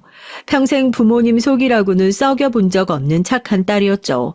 그랬던 제가 이런 취급이나 당하며 사는 걸 보면 부모님이 얼마나 속상해하실까 싶어 더 서러웠습니다. 그리고 전 남편이 죽일 듯 원망스러웠어요. 이혼하고 나서도 전 남편만 생각하면 이가 부득부득 갈리고 미웠지만 아들을 생각해서라도 애써 전 남편에 대한 기억은 잊고 살려고 노력했고요. 그런데 이혼과 동시에 이런 일들이 자꾸만 생기니 남편에 대한 원망을 지울 수가 없더군요. 남편은 제가 다니던 직장 상사와 소개로 만났습니다. 당시에 전 대학을 졸업하고 이제 갓 사회생활을 시작한 새내기였어요. 남편은 아버지께서 하시는 회사에서 일을 배우고 있다고 했고요. 남편의 첫 인상은 서글서글 좋아 보였습니다. 매일 또래 남자들만 보다가 연상이랑 만나다 보니 하나부터 열까지 다 챙겨주고 굉장히 자상하더라고요. 저보다 연상이라 그런지 어른스러워 보이기도 했고요. 그렇게 저와 남편은 1년 가까이 연애하고 결혼했습니다. 여기까지 들으면 굉장히 순탄하게 결혼한 것처럼 보이지만 사실 결혼까지 하는데 우여곡절이 좀 있었어요. 사실 처음 결혼하겠다고 마음 먹었을 때 예비 시부모님께 인사를 하고 와서 이 사람과 결혼하는 게 맞나 고민이 됐죠. 예비 시아버지를 만났는데 남편에게 듣던 것보다 무서워서도 너무 무서워서 집안 분위기가 너무 살벌하더라고요. 시아버지께서 작은 단추 공장으로 시작한 사업이 커져서 동남아시아 쪽에 공장까지 있을 정도로 크게 의류 사업을 하시는데 자수성가하신 분이라 그런지 사업에 대한 열정이 대단하셨습니다. 남편은 장남이에요. 아래로 남동생이 둘 있고요. 형제 셋 모두 시아버지 회사에서 일하는데 시아버지께서 아들들에게 굉장히 엄하게 하시나 보더라고요. 아직 회사를 물려줄 후계자를 정하지 않으셨다면서 아들 셋을 경쟁시키셨습니다. 당신의 반이라도 따라오는 자식에게 회사를 물려주겠다고 어릴 때부터 입이 마르게 얘기하셨대요. 그러다 보니 남편은 시아버지 눈치를 엄청 봤습니다. 저랑 연애할 때 데이트하다가도 시아버지께서 회사로 소집하면 곧장 회사로 달려가곤 했죠. 연애할 때부터 남편이 시아버지라면 벌벌 떠는 모습을 봐서 그런지 전 처음 인사드리러 갈 때부터 굉장히 겁이 났어요. 남편을 위해서라도 제가 시아버지에게 이쁨을 받으면 좋으니까요. 남편도 인사 가기 전부터 저에게 귀에 딱지가 앉을 정도로 얘기를 했습니다. 우리 아버지는 보통 다른 아버지하고는 많이 달라. 자식도 능력에 따라 비교하고 마음에 안 들면 바로 내친다니까. 자기가 좀 힘들어도 비유 잘 맞춰줘야 돼. 그래야 우리 둘 다 사는 거야. 남편은 저에게 항상 인생의 동반자라고 했어요. 본인이 잘 돼야 제 인생도 편해지는 거라고요. 그때까지만 해도 전 아무리 시아버지가 엄하다고 해도 당신이 낳은 자식인데 그렇게 매몰차게 하실까 싶었죠. 그런데 막상 시아버지를 직접 만나고 보니까 제가 잘못 생각해도 한참을 잘못 생각했다는 걸 알겠더군요. 시아버지는 아버지가 아니라 직장 상사 같은 느낌이었어요. 제가 처음 인사드리러 갔을 때도 며느리로서 인사를 하러 간 게 아니라 마치 회사 면접을 보러 간 자리 같았습니다. 이대 나와서 광고회사에 다니고 있다고. 광고 쪽으로는 나보다 전문가일 테니 우리 회사 마케팅에 대해서 어떻게 생각하는지 한번 얘기해 보게. 사실 이름만 들어봤지 남편네 회사가 정확하게 뭘 하는 회사인지도 잘 모르는 상태로 갔는데 시아버지께서 갑자기 면접 시험 같은 질문을 하시니 저도 당황했죠. 저는 질문도 질문이었지만 시아버지의 날카로운 눈빛에 바싹 얼어서 한마디도 하지 못했습니다. 그러자 순식간에 시아버지의 표정은 차갑게 식어버렸어요. 학벌도 좋고 직장도 탄탄하다고 하도 자랑을 하길래 기대했더니만 이대 나와도 별거 없구만. 자고로 집안엔 여자가 잘 들어와야 하는 건데. 전 살면서 그런 대접 처음 받아봤어요. 시아버지는 절 바로 앞에다 두고 별거 없다면서 혀를 끌끌 차셨죠. 전 지금까지 살면서 평생을 모범생으로 살았기 때문에 어른들에게 이쁨 받는 거야 일도 아니었습니다. 어른들에게 싫은 소리 한 번 들은 적 없이 자랐어요. 시아버지에겐 그런 저도 바짝 얼게 하는 카리스마가 있었고요. 무슨 말만 하면 사람을 뚫어지게 쳐다보시는데 눈을 못 마주치겠더라고요. 그 눈빛이 얼마나 무서운지 내가 과연 이 집에 와서 잘 살 수 있을까 걱정됐습니다. 남편과의 결혼까지 고민할 정도였고요. 그뿐만이 아니에요. 한 번은 남편이 회사에서 작은 실수를 좀 했는데 그 사실을 알게 되신 시아버지께서 남편을 직원들 앞에서 쥐잡듯 잡았답니다. 운 좋게 부모 잘 만나서 그 자리까지 갔으면 정신 바짝 차리고 일할 생각을 해야지. 아직도 그딴 실수를 해. 회사도 하나 간수 못하면서 장가는 무슨 장가야. 너 이딴 식으로 하면 장가고 뭐고 얄짤 없을 줄 알아. 시아버지께서 무슨 소리를 해도 꿋꿋하게 참던 남편도 그날은 견디기가 힘들었는지 술까지 먹고 속상해서 저에게 전화가 왔더라고요. 세상에 무슨 아버지라는 사람이 사람들 다 있는 앞에서 아들을 그렇게 무시하고 막대할 수가 있어? 나도 조금 있으면 40인데 정말 너무한다니까. 도대체 어떻게 해야 되지? 아버지가 날 인정해 주실지 모르겠어. 남편은 화도 냈다가 속상해도 했다가 많이 힘들어했어요. 남편이 힘들어하는 모습을 보고 있자니 전 너무 짠해서 눈물이 다 났습니다. 당시엔 남편이 저에게 있어서 굉장히 어른 같은 존재였기 때문에 그런 남편이 힘들어하는 모습을 보니 저도 시아버지가 원망스럽더라고요. 저라도 남편을 도와주고 싶은데 시아버지의 마음을 들려면 어떻게 해야 하는 건지 감조차 잡히질 않았으니 어려웠습니다. 그래도 제가 한 가지 잘하는 게 있어요. 끈기가 좋은 편이거든요. 10번 찍어 안 넘어가는 나무 없듯이 사랑하는 남편을 위해 노력하다 보면 시아버지의 마음에 쏙 드는 며느리가 되지 않을까 생각했어요. 그때부터 전 주말마다 남편네 집에 놀러 갔습니다. 용건도 없이 괜히 자주 가서 얼굴 도장을 찍었어요. 시아버진 당연히 저에게 별 관심이 없으셨지만 그래도 굴하지 않고 매주 갔습니다. 자연스레 시어머니랑 쇼핑도 가고 식사도 했고요. 어떤 날은 시댁 소파에 앉아 시아버지 옆에서 뉴스를 같이 보기도 하고요. 물론 시댁에 갈 때마다 시아버지가 무섭기도 하고 눈치가 보이기도 했지만 이렇게라도 자주 얼굴을 보다 보면 자연스레 정이 생기지 않을까 싶은 마음에 포기하지 않고 3달 넘게 시댁에 갔습니다. 다행히도 제 작전이 통했는지 3달 정도 매주 왔다 갔다 하면서 알짱거리니까 어느 순간 시아버지께서 슬쩍 제게 말을 걸어주시더군요. 내 아들 놈이지만 도훈이 저 녀석 여자라면 사종 못 쓰는 놈인데 넌 그거 알고도 내 아들이랑 결혼하는 거냐? 시아버지께서 저더러 저런 놈이 뭐가 좋아서 주말마다 쉬지도 않고 여기까지 오느냐고 하셨어요. 그러면서 하시는 말씀이 당신네 집안 핏줄이 대대로 여자를 좋아하는데 첫째인 제 남편이 제일 많이 그 핏줄을 닮았답니다. 저더러 남편이 분명 여자 문제로 속썩일 놈이니 다시 신중하게 생각해보라고 하셨죠. 순간 전 당황해서 뭐라고 대답해야 할지 몰라 우물쭈물했어요. 그런데 그 순간 저도 모르게 갑자기 웃음이 터졌죠. 바로 그 전까지만 해도 제가 왔다 갔다 해도 전혀 관심조차 없으시더니 몇 달 얼굴 좀 봤다고 저에게 은근슬쩍 농담을 거시는 게 좋은 신호 같았거든요. 남자가 여자 좋아하는 게 잘못인 건가요? 저도 남자 많이 좋아해요. 그 순간 어디서 그런 용기가 났는지 모르겠어요. 워낙 집안 분위기가 딱딱하고 조용하다 보니 저도 모르게 긴장해서 애써 농담이라고 한 소리였습니다. 그런데 다행인 건지 시아버지의 반응이 나쁘지 않았다는 거예요. 얼씨구 천생연분이 따로 없네. 네가 생긴 것만큼이나 성격도 시원시원하구나. 그 정도면 됐다. 철딱서니 없는 내 아들놈 잡고 살만하겠어. 그전까진 절 발밑에 때만도 못하게 쳐다보시던 분이 그날 이후로는 절 바라보는 눈빛이 달라졌어요. 이런 표현이 맞는지 모르겠지만 절 좀 귀여워하시는 것 같았습니다. 그날 이후 시아버지께선 저와 남편을 불러 서둘러 결혼 준비를 하라고 하셨죠. 남편은 저에게 어떻게 시아버지를 구워 삶은 거냐고 연신 물었지만 사실 저도 제가 어떻게 결혼 허락을 받은 건지 가늠이 되지 않았습니다. 그냥 제가 좀 운이 좋았나 싶었어요. 아니면 어린애가 아무 생각 없이 매일 집에 드나드니 그 모습이 좋게 보였나 싶기도 하고요. 그렇게 저와 남편은 결혼을 하게 됐습니다. 결혼하고 딱 1년은 행복했어요. 그때까지만 해도 남편은 유쾌하고 좋은 사람이었거든요. 저한테도 잘하고 친정 부모님께도 자상하게 잘했습니다. 그런데 결혼한 지 1년 정도 됐을 때부터 남편이 뭔가 이상하게 굴었어요. 왜 여자의 촉이라는 게 있잖아요.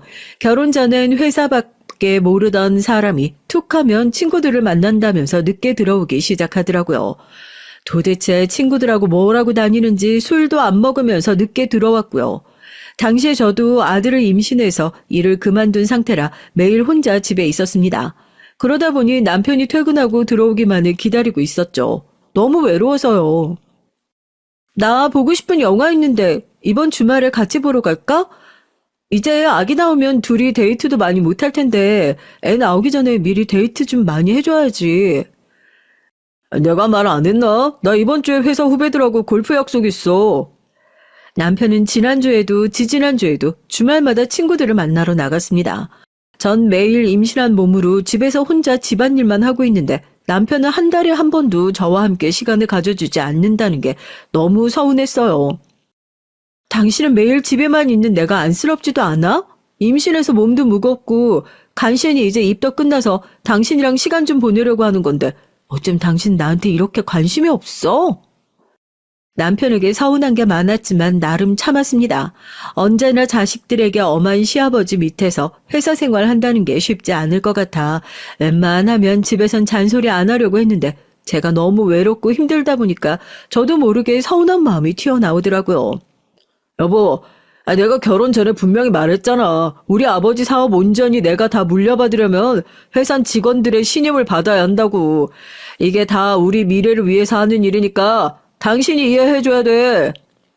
남편은 절대 제 생각을 하지 않는 게 아니랍니다. 본인도 매일 자랑만 하고 있고 싶대요. 하지만 시아버지께서 쉽사리 회사를 물려줄 뿐이 아니게 지금이 가장 중요한 시기래요. 저에게 조금만 기다려달라고 했습니다. 회사만 물려받으면 하루 종일 제 옆에 있겠다고요. 그 말을 믿을 수밖에 없는 게 남편이 평상시엔 저에게 굉장히 잘했어요. 본인이 제 옆에 있어주지 못하는 만큼 저와 아들에게 다른 부분에 있어서 부족함 없이 잘 해줬습니다. 임신해서 몸이 무거운 저를 위해 제가 병원을 가거나 친정에 갈 때마다 택시를 불러줬고 먹고 싶다는 게 있으면 어떻게든 구해서 퇴근길에 들어왔죠. 거기다가 한 번도 경제적인 부분에 있어서 신경 쓰게 한 적이 없었어요. 제가 말하지 않아도 저에게 주는 생활비는 물론이고 친정의 용돈까지 부족함 없이 보냈습니다. 물론 일이 워낙 바쁘다 보니 저나 아들 곁에 있어주진 않았지만 그래도 이게 다 미래를 위한 일이라고 생각하며 저도 견뎌야 하는 일이라고 생각했어요.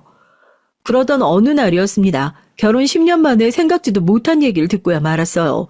저희 시댁은 한 달에 한 번 가족 모두가 모여서 식사를 하는 날이 있어요. 삼형제 모두 일도 많고 사이도 썩 좋지 않으니 자주 볼 일이 없었는데 시아버지께서 그래도 가족끼리 한 달에 한 번은 모여서 식사하는 자리를 가져야 한다고 해서 몇 년 전부터 이어지고 있는 전통이에요. 사실 다들 만나도 일 얘기만 하고 재미도 없지만 제가 보기엔 시아버진 좋아하시는 것 같았죠. 워낙 그런 티를 내지 않으시는 분이니 말은 안 하지만 그날만큼은 오랜만에 며느리들도 만나고 손주 손녀들도 만나니 많이 웃으시더라고요. 특히나 시아버지는 저와 저희 아들을 제일 예뻐하셨습니다. 제 입으로 이런 얘기하기 부끄럽지만 사실 며느리 셋 중에 아들은 저만 낳았어요. 둘째 동선 딸 둘에 막내 동선 딸 하나요. 물론 요즘 세상에 딸이고 아들이고 중요하지 않지만 저희 시아버지에겐 중요한 일입니다. 머릿속에 온통 회사 생각밖에 없으신 분이다 보니까 이 회사를 대대손손 물려주고 싶어 하거든요. 동서들 앞이라 대놓고 말씀은 안 하시지만 은연중에 티를 내세요. 우리 큰손주 귀 좀 봐라. 역시 큰일 할 놈이라 그런지 나를 닮아서 아주 부처님 귀가 따로 없다.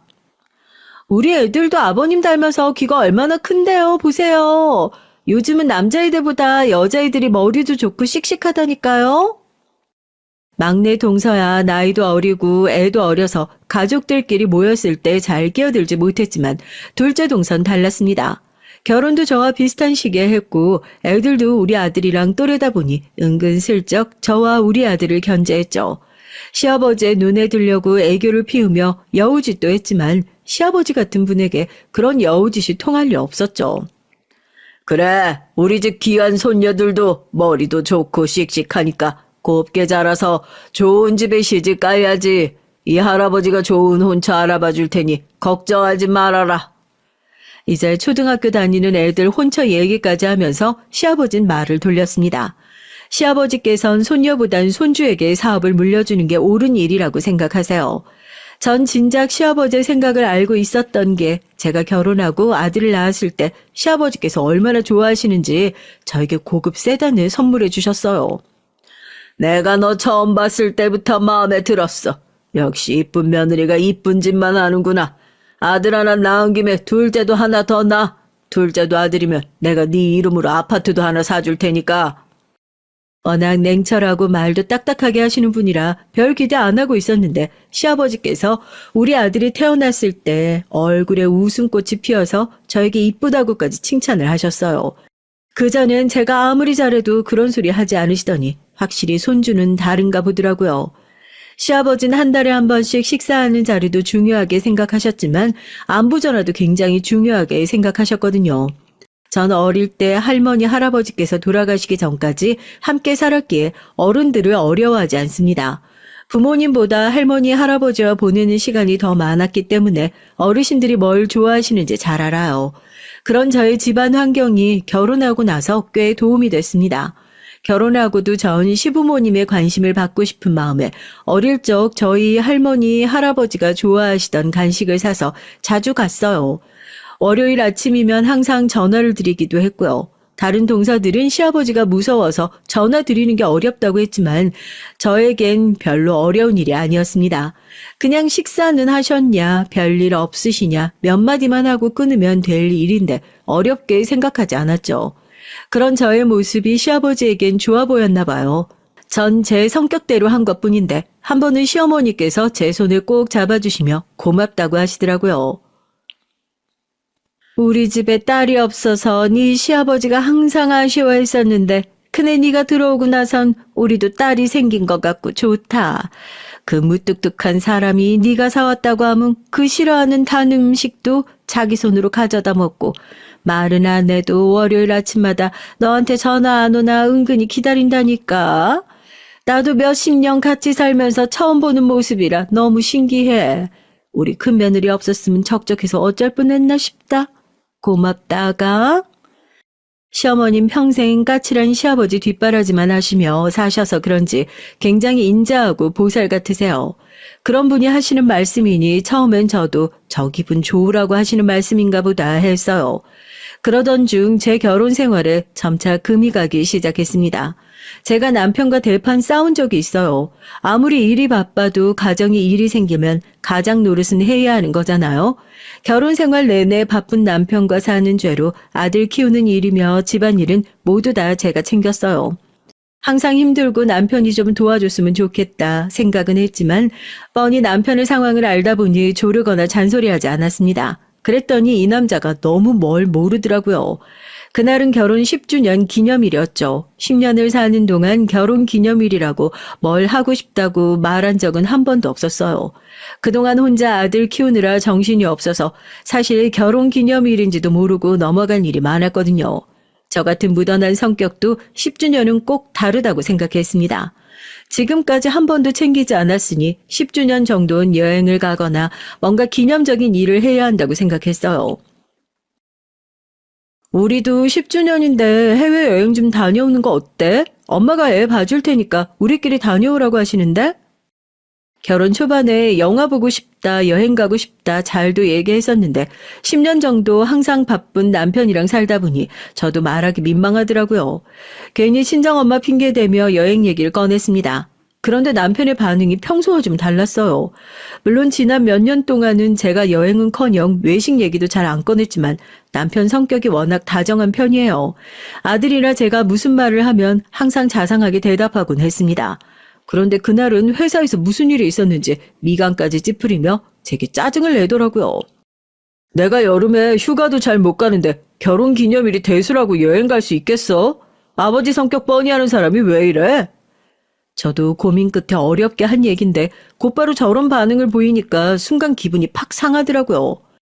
당신 휴가도 못 갈 정도로 바쁜 거 알지? 근데 당신이 바쁜 만큼 나도 지난 10년 동안 정신없이 바쁘게 살았어. 그냥 기념일도 아니고 명색이 결혼 10주년인데 말을 꼭 그렇게 해야 돼? 빈말이라도 좋다고 일정 알아보겠다고 하면 안 돼? 이래서 사람이 참고 살면 안 된다고 하나 봐요. 저 나름대로 10년 동안 쿨한 척 하면서도 참고 있었던 겁니다. 정말 괜찮았던 건 아니에요. 남편 입에서 결혼기념일이 대수냐 소리를 하는데 눈물까지 울컥하면서 너무 화가 나더라고요. 당신 말대로 10년을 같이 살았는데 아직도 그런 빈말을 기대해? 나라고 저 자식이랑 놀고 싶지 않겠어? 나이 먹을 만큼 먹어서 철없는 마누라처럼 왜 이래? 남편의 냉정한 말에 전 말문이 턱하고 막히고 말았습니다. 인정하고 싶지 않지만 남편 말이 맞는 것 같았어요. 제가 철이 없긴 없나 봐요. 사실 시아버지께서 싫어하시는 게 한 가지 있습니다. 자식이고 며느리고 해외여행 다니는 걸 무지하게 싫어하세요. 워낙 평생을 일만 하시면서 악착같이 사셨던 분이라 휴가 같은 것도 여행 가는 것도 이해를 못하세요. 그런 분이니 멀쩡한 우리나라 두고 비싼 비행기 타고 외국에 가는 걸 허세라고 사치라고 생각하셨습니다. 그러다 보니 결혼하고 지금까지 10년 동안 한 번도 해외에 나가질 못했어요. 동서들도 마찬가지입니다. 사실 전 여행을 굉장히 좋아해요. 결혼 전엔 유럽 배낭여행도 혼자 다녀올 정도로 좋아했습니다. 그런데 시댁 분위기가 그렇다 보니 눈치를 보느라 갈 수가 없더라고요. 그런 상황에 결혼 10주년 핑계라도 대고 다녀오고 싶었는데 역시나 안 되는 일이었던 거죠. 그날 이후 전 남편과 냉전을 가졌습니다. 전 같으면 그 정도 티격태격한 거 가지고 냉전을 가질 일도 아니었지만 결혼 10주년이라는 게 컸는지 저도 마음에 서운함이 오래 가더라고요. 그러던 중 제 인생에서 가장 충격적이었던 사건이 벌어지고 말았습니다. 여자의 촉이라는 건 참 이상해요. 10년을 살면서 한 번도 남편의 핸드폰을 본 적이 없었는데 그날따라 샤워하러 들어간 남편이 거실에 핸드폰을 두고 갔는데 전화가 오는지 계속 깜빡이면서 울리더라고요. 전 신경이 쓰였습니다. 한 번도 아니고 서너 번 전화가 울리던데요. 전 무슨 일이 있나 싶어 남편의 핸드폰을 들어서 확인을 했죠. 그런데 전화를 여러 번 걸어온 건 남편의 비서였습니다. 전 분명 회사에 무슨 일이 생겼구나 싶어 바로 전화를 받았죠. 그런데 전화를 받자마자 말도 안 되는 일이 벌어졌어요. 자기야, 왜 이렇게 전화를 안 받아? 우리 집에 도둑 들었는지 번호키가 다 부서져 있어서 무서워서 들어갈 수가 없어. 나 지금 너무 무서우니까 바로 좀 와줘봐. 순간 전 눈알이 까맣게 변했어요. 잠깐이었지만 정말 앞이 하나도 안 보였습니다. 저는 놀라서 그대로 핸드폰을 끊고 제자리에 놨어요. 그 순간 샤워를 하고 나온 남편이 멍하니 서 있는 저에게 왜 그러냐고 물어보더군요. 아니, 전화가 계속 울리길래 가져다 주려고 그랬지. 말도 할 수 없을 정도로 가슴이 벅차게 뛰었지만 전 애써 핸드폰을 다시 집어 남편에게 건넸습니다. 핸드폰이라는 말에 살짝 눈을 크게 뜬 남편이 애써 담담한 얼굴로 핸드폰을 들어서 확인하더니 양말을 다시 신더군요. 전 애써 가슴을 진정시키며 어디 가느냐고 물었어요. 그러자 남편이 하는 말이 가관이었습니다. 김비서 전화인데 급하게 볼 자료가 있는데 사무실에 두고 퇴근했다네. 나 잠깐 사무실 좀 다녀올게. 전 대답도 못하고 우물쭈물하고 있는데 남편은 너무도 아무렇지도 않은 얼굴로 집을 나섰어요. 전 순간 5만 가지 생각이 다 들었습니다. 방금 전화 온 여자가 김비서가 맞기는 한 건지 남편과 김비서가 도대체 무슨 사이인 건지 뒤죽박죽 정신이 없었어요. 전 순간 이러고 있을 때가 아니다라는 생각이 번쩍여서 그대로 옷을 입고 주차장으로 나갔습니다. 그리고 주차장을 나서는 남편의 차를 그대로 뒤따랐어요. 그때까지도 지금 이 상황이 제발 꿈이길 바랐습니다. 그런데 꿈이 아니더라고요. 남편은 집에서 5분 거리에 있는 오피스텔 건물로 들어섰습니다. 전 1층에 대충 차를 주차하고 비상계단으로 달려갔죠. 그리고 층마다 남편이 엘리베이터에서 내리는지 확인했어요. 그러던 중 한 여자가 엘리베이터 앞에 쭈그리고 앉아있는 모습을 발견했습니다. 자세히 보니 그 여잔 바로 김비서였어요. 남편을 5년 넘게 보호자한 비서였죠. 그리고 잠시 후 믿기지 않는 일이 벌어졌습니다. 띵동 엘리베이터 문이 열리더니 남편이 내렸어요. 왜 이렇게 늦게 왔어요? 나 무서워 죽는 줄 알았잖아. 엘리베이터에서 내린 남편을 보자마자 김비서는 주인을 맞이하는 강아지처럼 달려들어 안겼습니다. 순간 가슴이 철렁 내려앉는 것 같았어요. 너무도 놀라서 전 손에 들고 있던 차키와 핸드폰을 그대로 바닥에 떨어뜨리고 말았죠. 그 소리에 고개를 돌린 남편과 김비서년이 절 발견했습니다. 남편의 눈동자가 금방이라도 굴러 떨어질 것처럼 동그래지면서 입술 사이로 여보라고 중얼거렸죠. 그 순간 전 정신이 번쩍였어요. 그리고 몸이 저절로 움직였습니다. 김비선연이 얘기한 대로 번호키가 부서진 집으로 성큼성큼 다가가 문을 벌컥 열고 안으로 들어갔죠. 그리고 전 눈앞에 펼쳐진 모습에 경악을 금치 못했어요. 두 연놈이 여기에 살림을 차려놓고 살고 있더라고요. 사진에 살림에 아주 신혼부부가 따로 없네. 벌컥 열고 들어간 집안은 누가 봐도 신혼부부가 사는 집 같았어요. 벽이고 식탁 위고 남편과 김비선연이 다정하게 찍은 사진과 액자들이 잔뜩 걸려 있었죠. 더군다나 제가 직접 사다 준 남편의 옷과 속옷이 옷걸이에 버젓이 걸려 있었습니다. 그 순간 알겠더군요. 이건 악몽이 확실하다는 걸요. 그때 기억이 지금도 정확하게 나질 않아요. 가물가물 순간순간의 기억만 떠오릅니다. 전 곧바로 핸드폰을 들고 집안 곳곳에 사진부터 찍었습니다. 마치 도로에서 접촉사고를 당하기라도 한 것처럼 말이죠. 여보, 지금 뭐 하는 거야?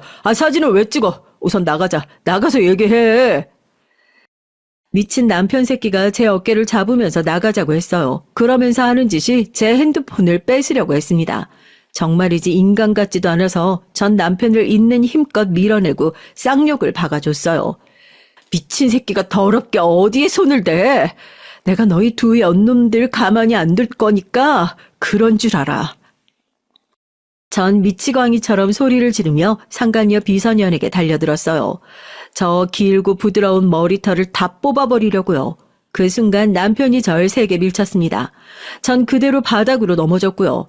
당신 미쳤어? 무식하게 지금 뭐 하는 거야? 유라야, 괜찮아? 우리 아기 잘못된 거 아니야? 안 되겠다. 바로 병원 가자. 순간 전 실신할 정도로 머릿속이 새하얗게 변해버렸습니다. 임신? 전현이 임신을 했다고? 전 도무지 믿을 수가 없어서 눈도 제대로 뜰 수가 없었어요. 그때였습니다. 더는 놀랄 일은 있을 수 없겠다 싶었는데 더 놀랄 일이 남아있더군요. 이런 미친 새끼, 너 지금 그걸 말이라고 해? 이 상황이 꿈이 아니고 현실이기는 한지 믿기지 않았어요. 제 눈 바로 앞에 시아버지가 서 계셨거든요. 알고 보니 상간녀 비선연이 살고 있던 오피스텔 번호키를 부순 건 시아버지셨어요. 얼마 전 시아버지께서 남편에게 상간녀가 있다는 사실을 알게 되셨나 봐요. 둘이 살림을 차렸다는 얘기를 듣고 시아버진 확실히 알아보기 위해 사람을 써서 두 연놈이 사는 집에 들어가 확인을 하셨나 보더라고요. 둘이 이 집에서 살림을 차렸다는 사실을 알게 된 시아버지께서 제가 알기 전에 당신이 처리하기 위해 직접 오셨나 보더라고요. 그러던 중 이런 말도 안 되는 상황까지 직접 보게 되신 거죠. 전 이미 정신이 나갈 만큼 나가 있었습니다. 마음 같아서 믿을 수 없는 이 끔찍한 상황에서 도망치고 싶었어요. 미친 새끼, 내가 그렇게 여자 조심하라고 했는데 할 짓이 없어서 어린 비선년이랑 놀아나? 시아버진 세상에서 가장 차가운 얼굴로 남편을 쏘아봤습니다. 아버지, 제가 할 짓이 없어서 살림을 차린 게 아니고요. 저 우리 유라 사랑해요. 유라 뱃속에도 아버지 손주 있어요. 아들이래요. 그러니까 제발 저희 인정해 주세요. 남편은 시아버지 앞에 무릎까지 꿇고 손을 싹싹 빌었어요. 전 그 모습을 보는데 구역질이 나서 참을 수가 없었습니다. 그 모습까지 봤는데 제가 그 자리에 더 있어봐야 뭐 하겠어요. 이미 상간녀 뱃속에 아기까지 있다는데 더는 할 말이 없었죠. 자리에서 일어나 돌아가려는데 시아버지께서 절 잡으셨습니다. 그러곤 남편의 뺨을 세게 갈기셨어요. 미친 새끼. 너는 지금 이 시간부터 내 아들 아니야. 네가 내 아들이라서 누리고 산 것들 다 버리고 저 어린 비선년이 너랑 살겠다고 하면 둘이 살아. 대신에 호적에서 파버릴 테니까 그런 줄 알고. 시아버진 그대로 저를 데리고 그 지옥 같은 집에서 나오셨습니다. 그리고 돌아오는 차 안에서 아무 말도 안 하시다가 집에 다 도착하고 나서야 입술을 뗐어요. 집에 가자마자 번호키부터 바꿔. 그 새끼 못 들어오게. 그리고 혼자 차분히 며칠 생각해보다가 생각 정리되면 우리 집으로 와라. 네가 원하는 대로 다 해줄 테니. 시아버지의 말은 간단하고 냉정했지만 그 안에 저에 대한 걱정이 담겨 있다는 것 정도야 저도 느낄 수 있었어요. 전 아무런 대답도 못하고 차에서 내리라는데 시아버지께서 한 번 더 저를 부르셨습니다. 내가 아들 새끼를 저 따위로 키워서 너에게 몹쓸 짓을 했다. 미안하다, 큰애야. 뒤를 돌아볼 수 없었지만 시아버지의 목소리가 가느다랗게 떨리고 있다는 것 정도는 저에게 그대로 느껴졌어요. 전 시아버지의 말씀대로 했습니다. 집에 돌아가자마자 번호키 비밀번호부터 바꾸고 그대로 아들 방에 들어가 아들을 꼭 안고 잠들었어요. 새벽에 남편이 문 앞에서 현관 비밀번호를 누르고 들어오려다 번호가 틀리니 연신 초인종을 눌렀지만 전 문을 열어주지 않았습니다. 그리고 며칠 뒤 시아버지를 찾아갔죠. 그리고 전 이혼하겠다고 말했어요. 시아버진 예상했다는 듯 고개를 푹 숙이셨고요. 그러곤 곧바로 어딘가 전화를 했습니다. 잠시 후 시아버지의 담당 변호사가 도착했어요. 그리고 제가 남편과 이혼하게 되면 받을 수 있는 위자료와 양육비에 대해서 설명했습니다. 양육비는 물론이고 네가 소송하면 상간녀나 네 남편한테 위자료도 받을 수 있을 거야. 필요하면 내가 변호사도 소개해 줄게. 세상에 이런 시아버지가 또 있을까요? 물론 남편 새끼가 다 좌초한 일이니 이혼도 하고 소송도 당연히 할 일이었지만 시아버지가 직접 변호사를 소개해 준다고 하니 신기했어요. 이미 남편과 헤어지는 마당에 시아버지와 제 사이도 이제 남남이 되는 거지만 전 끝까지 시아버지가 좋았습니다. 시아버지와 이제 더는 가족이 아니라는 사실이 마음 아팠어요. 네가 한 가지 알아둘 게 있다. 그 자식 호적에서 파버리고 내가 준 건 다 빼앗을 생각이라 소송에도 네가 받을 만한 게 거의 없을 거야. 그래서 내가 생각을 해봤는데 너랑 내 손주 위해서 지금 살고 있는 아파트랑 양육비는 내가 주고 싶은데 그렇게 해도 되겠니? 그 순간 저도 왜 그러는지 모르게 눈물이 왈칵해서 눈물이 펑펑 쏟아지고 말았어요. 그 냉정하고 당당하신 시아버지께서 자꾸만 제 눈치를 보면서 미안하다고 하시는데 가슴이 너무 아프더라고요. 저도 이혼하면 아들하고 둘이 살아야 하니까 집은 받을게요. 그런데 양육비는 아버님께 받을 수 없어요. 그건 그 인간 돈이 아니라 아버님 돈이잖아요. 저도 제 아들 하나 정도는 키울 수 있으니까 걱정하지 마세요. 지금 같으면 자존심이고 뭐고 시아버지께서 해주시겠다는 대로 다 했겠지만 그땐 남편에 대한 배신감과 원망으로 휩싸여 있을 때라 시아버지께는 집만 받고 양육비는 남편에게 받겠다고 했죠. 시아버진 끝까지 그럴 필요 없다고 하셨지만 제가 우겼습니다. 시아버지께 악감정은 당연히 없지만 이 일은 저와 남편이 해결해야 할 문제라는 생각이 컸어요. 그로부터 얼마 뒤 저와 남편은 이혼했습니다. 남편은 그런 짓을 해놓고도 아들에 대한 양육권을 갖겠다고 자꾸만 절 찾아왔어요. 하지만 아들은 당연히 저와 살겠다고 했으니 소송도 필요 없고요. 그 이후 남편은 시아버지의 말대로 집안에서도 쫓겨났습니다. 회사에서도 마찬가지고요. 그 이후 그 상간녀와 애를 낳고 사는지 어쩌는진 저도 몰라요. 초반엔 꼬박꼬박 양육비가 들어오더니만 1년 전부터 안 들어와서 제가 남편을 고소한 상태인데 변호사 말론 남편 현재 거주지가 어딘지 나오질 않는다고 하더라고요. 이제 갓 40이 넘은 나이에 이런 거지 같은 일을 겪었다 보니 저도 어느새 어른이 됐습니다. 전 남편과의 일은 가슴에 묻고 아들 하나 잘 키우는 데만 집중하며 살았어요.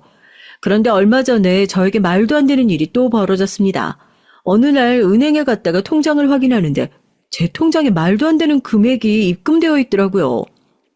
10억? 이게 뭐야? 말도 안 돼. 아버님이 왜 나한테 10억이나 넣으셨지? 사실 전 남편과 이혼하고 나서도 시아버지께서 제 생일이나 아들 생일 때 매년 제 통장으로 용돈을 보내셨죠. 처음엔 500만 원 정도를 보내셨길래 제가 부담돼서 다시 돌려보냈더니 그때부터는 50만 원씩 매년 보내시더라고요. 아무리 너희가 헤어져서 우리가 이제 가족은 아니더라도 엄연히 내 첫손주 내 핏줄인데 생일날 용돈 정도는 줄 수 있게 해줘야지. 제가 50만 원이 들어왔을 때도 왜 자꾸 돈을 보내시냐고 전화를 드렸더니 시아버지께서 이 정도는 할 수 있게 해달라고 하시더라고요. 제가 자꾸 거절하면 당신이 너무 속상할 것 같다고요. 그래서 할 수 없이 용돈으로 주시는 돈은 그냥 받았습니다. 사실 저도 혼자 아들 키우느라 힘들다 보니 그 돈이 반갑고 감사하기도 했어요. 그래도 갑자기 10억이라는 큰 돈이 통장에 들어오니 손이 떨리더라고요. 저는 곧장 시아버지에게 전화를 걸었습니다. 그런데 핸드폰 너머로 시아버지의 번호가 없는 번호라고 나왔어요. 전 이상해서 시어머니에게 전화를 드렸죠. 그런데 시어머니도 전화를 안 받으시더군요. 전 이대로 있으면 안 될 것 같아 통장을 들고 곧장 시댁에 찾아갔습니다. 돈을 돌려드리려고요. 그런데 시댁에 도착한 전 충격적인 얘기를 듣고 말았죠. 알고 보니 시아버지께서 한 달 전에 돌아가셨대요. 전 너무 놀라서 그 자리에 주저앉고 말았습니다. 너 이혼하고 나서 그 양반 췌장암 판정받았다. 처음 판정받았을 땐 초기라 금방 고칠 수 있다고 했는데 몇 년 동안 여기저기 계속 전이가 돼서 3년 넘게 병원에만 있다가 얼마 전에 쇼크가 와서 가버렸다. 전 시어머니의 얘기에 너무 놀라서 말을 이을 수가 없었어요. 그리고 이렇게 말 한마디 없이 가버린 시아버지가 너무 원망스러웠습니다. 매년 생일 때마다 자꾸 용돈을 보내셔서 제가 몇 번이나 연락드렸었는데 그때마다 저한테 아픈 데도 없고 건강하다고 하셨어요. 근데 췌장암이라뇨.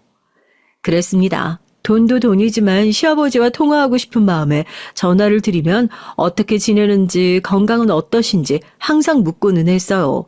그럴 때마다 시아버진 전과 다름없는 차가운 목소리로 퉁명하게 대답하셨어요. 내가 얼마나 건강한 사람인지 알면서 내 걱정을 해. 너나 밥 잘 챙겨 먹고 잘 살아.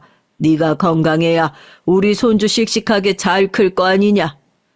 전 후회가 됐습니다. 남편이 아무리 믿고 원망스러워도 시아버지가 보고 싶으면 보러 올 걸. 괜히 망설이고 자존심 부리다 시아버지께서 병원에서 아프고 힘든 시간을 보내고 있다는 걸 전혀 모르고 있었어요. 그렇게 아픈 와중에도 네가 보낸 우리 손주 사진 보면서 혼자 웃고 얼마나 좋아했는지 몰라. 너랑 우리 손주 보고 싶어 하는 것 같아서 내가 한번 연락한다고 했다가 얼마나 욕을 먹었는지 모른다. 시아버지께서 돌아가시기 몇 달 전부터 유난히 저와 제 아들 얘기를 많이 하셨대요. 그래서 시어머니께서 제게 연락을 하려고 했더니 시아버지께서 난리를 치셨답니다. 우리가 무슨 염치로 걔 얼굴을 봐. 내 아들 새끼 때문에 평생 마음고생하고 사는 거 안쓰러워서라도 난 이런 꼴 못 보여줘. 정작 내 가슴에 대못 받은 새끼인 양육비도 안 주고 어디에 있는지조차 모르는데 시아버진 돌아가시는 순간까지 저와 제 아들 걱정을 하셨대요. 그러시면서 저에게 현금 10억을 남기셨답니다. 세금 문제도 다 변호사에게 얘기해서 정확하게 현금 10억을 보내라고 하셨대요. 그리고 저에게 편지도 남기셨습니다. 네가 내 돈 받기 싫어하는 거 알지만 이건 내가 너에게 마지막으로 해줄 수 있는 사과다. 내 아들하고 살아주고 우리 손주 낳아줘서 고맙다. 언제든 힘든 일 있으면 주저하지 말고 네 시어머니, 내 변호사한테 연락해. 뭐든 도와줄 거다. 역시나 시아버지의 편지는 간결하고 깔끔했습니다. 제게 하고 싶은 말만 딱 적혀 있었죠. 전 그날 시어머니의 품에 안겨 1시간을 울다 왔어요. 많은 것들이 후회되고 마음 아파서요. 그날 이후 저의 생일은 달라졌습니다. 생일마다 아들과 둘이 맛있는 거 먹고 시아버지의 산소에 들러 인사를 드리고 왔어요. 이상하게 1년에 한 번 시아버지를 보고 오는데 그렇게 잠깐이라도 시아버지와 얘기를 하고 오면 충전이 다 돼서 또 1년을 살게 되더라고요. 거기다가 요즘은 종종 생일이 아니어도 시아버지께 혼자 가고는 합니다. 힘든 일이 있거나 좋은 일이 생기면 저도 모르게 시아버지 생각이 나더라고요. 시아버지 앞에서 한참 하소연을 하고 나면 모든 고민이 다 해결된 것처럼 가슴이 뻥 뚫리는 것 같았어요. 사람들이 들으면 다 비웃을 거예요. 이혼한 시아버지 산소에 찾아가는 며느리라니 말도 안 되잖아요. 며칠 있으면 시아버지 생신입니다. 이맘때가 되면 이상하게 더 시아버지 생각이 많이 나서 그리운 마음에 이렇게 글로 적어봤어요. 절대 주변 사람들한텐 할 수 없는 얘기니까요. 여러분 마음속에도 다른 사람들에게 못하는 말이 있다면 글로 적어보세요. 누군가 제 얘기를 들어주는 것 같아 속이 다 시원하네요. 저의 궁상맞은 인생 얘기 끝까지 들어주셔서 감사합니다. 여러분께선 항상 행복한 일만 생기시길 바라겠어요.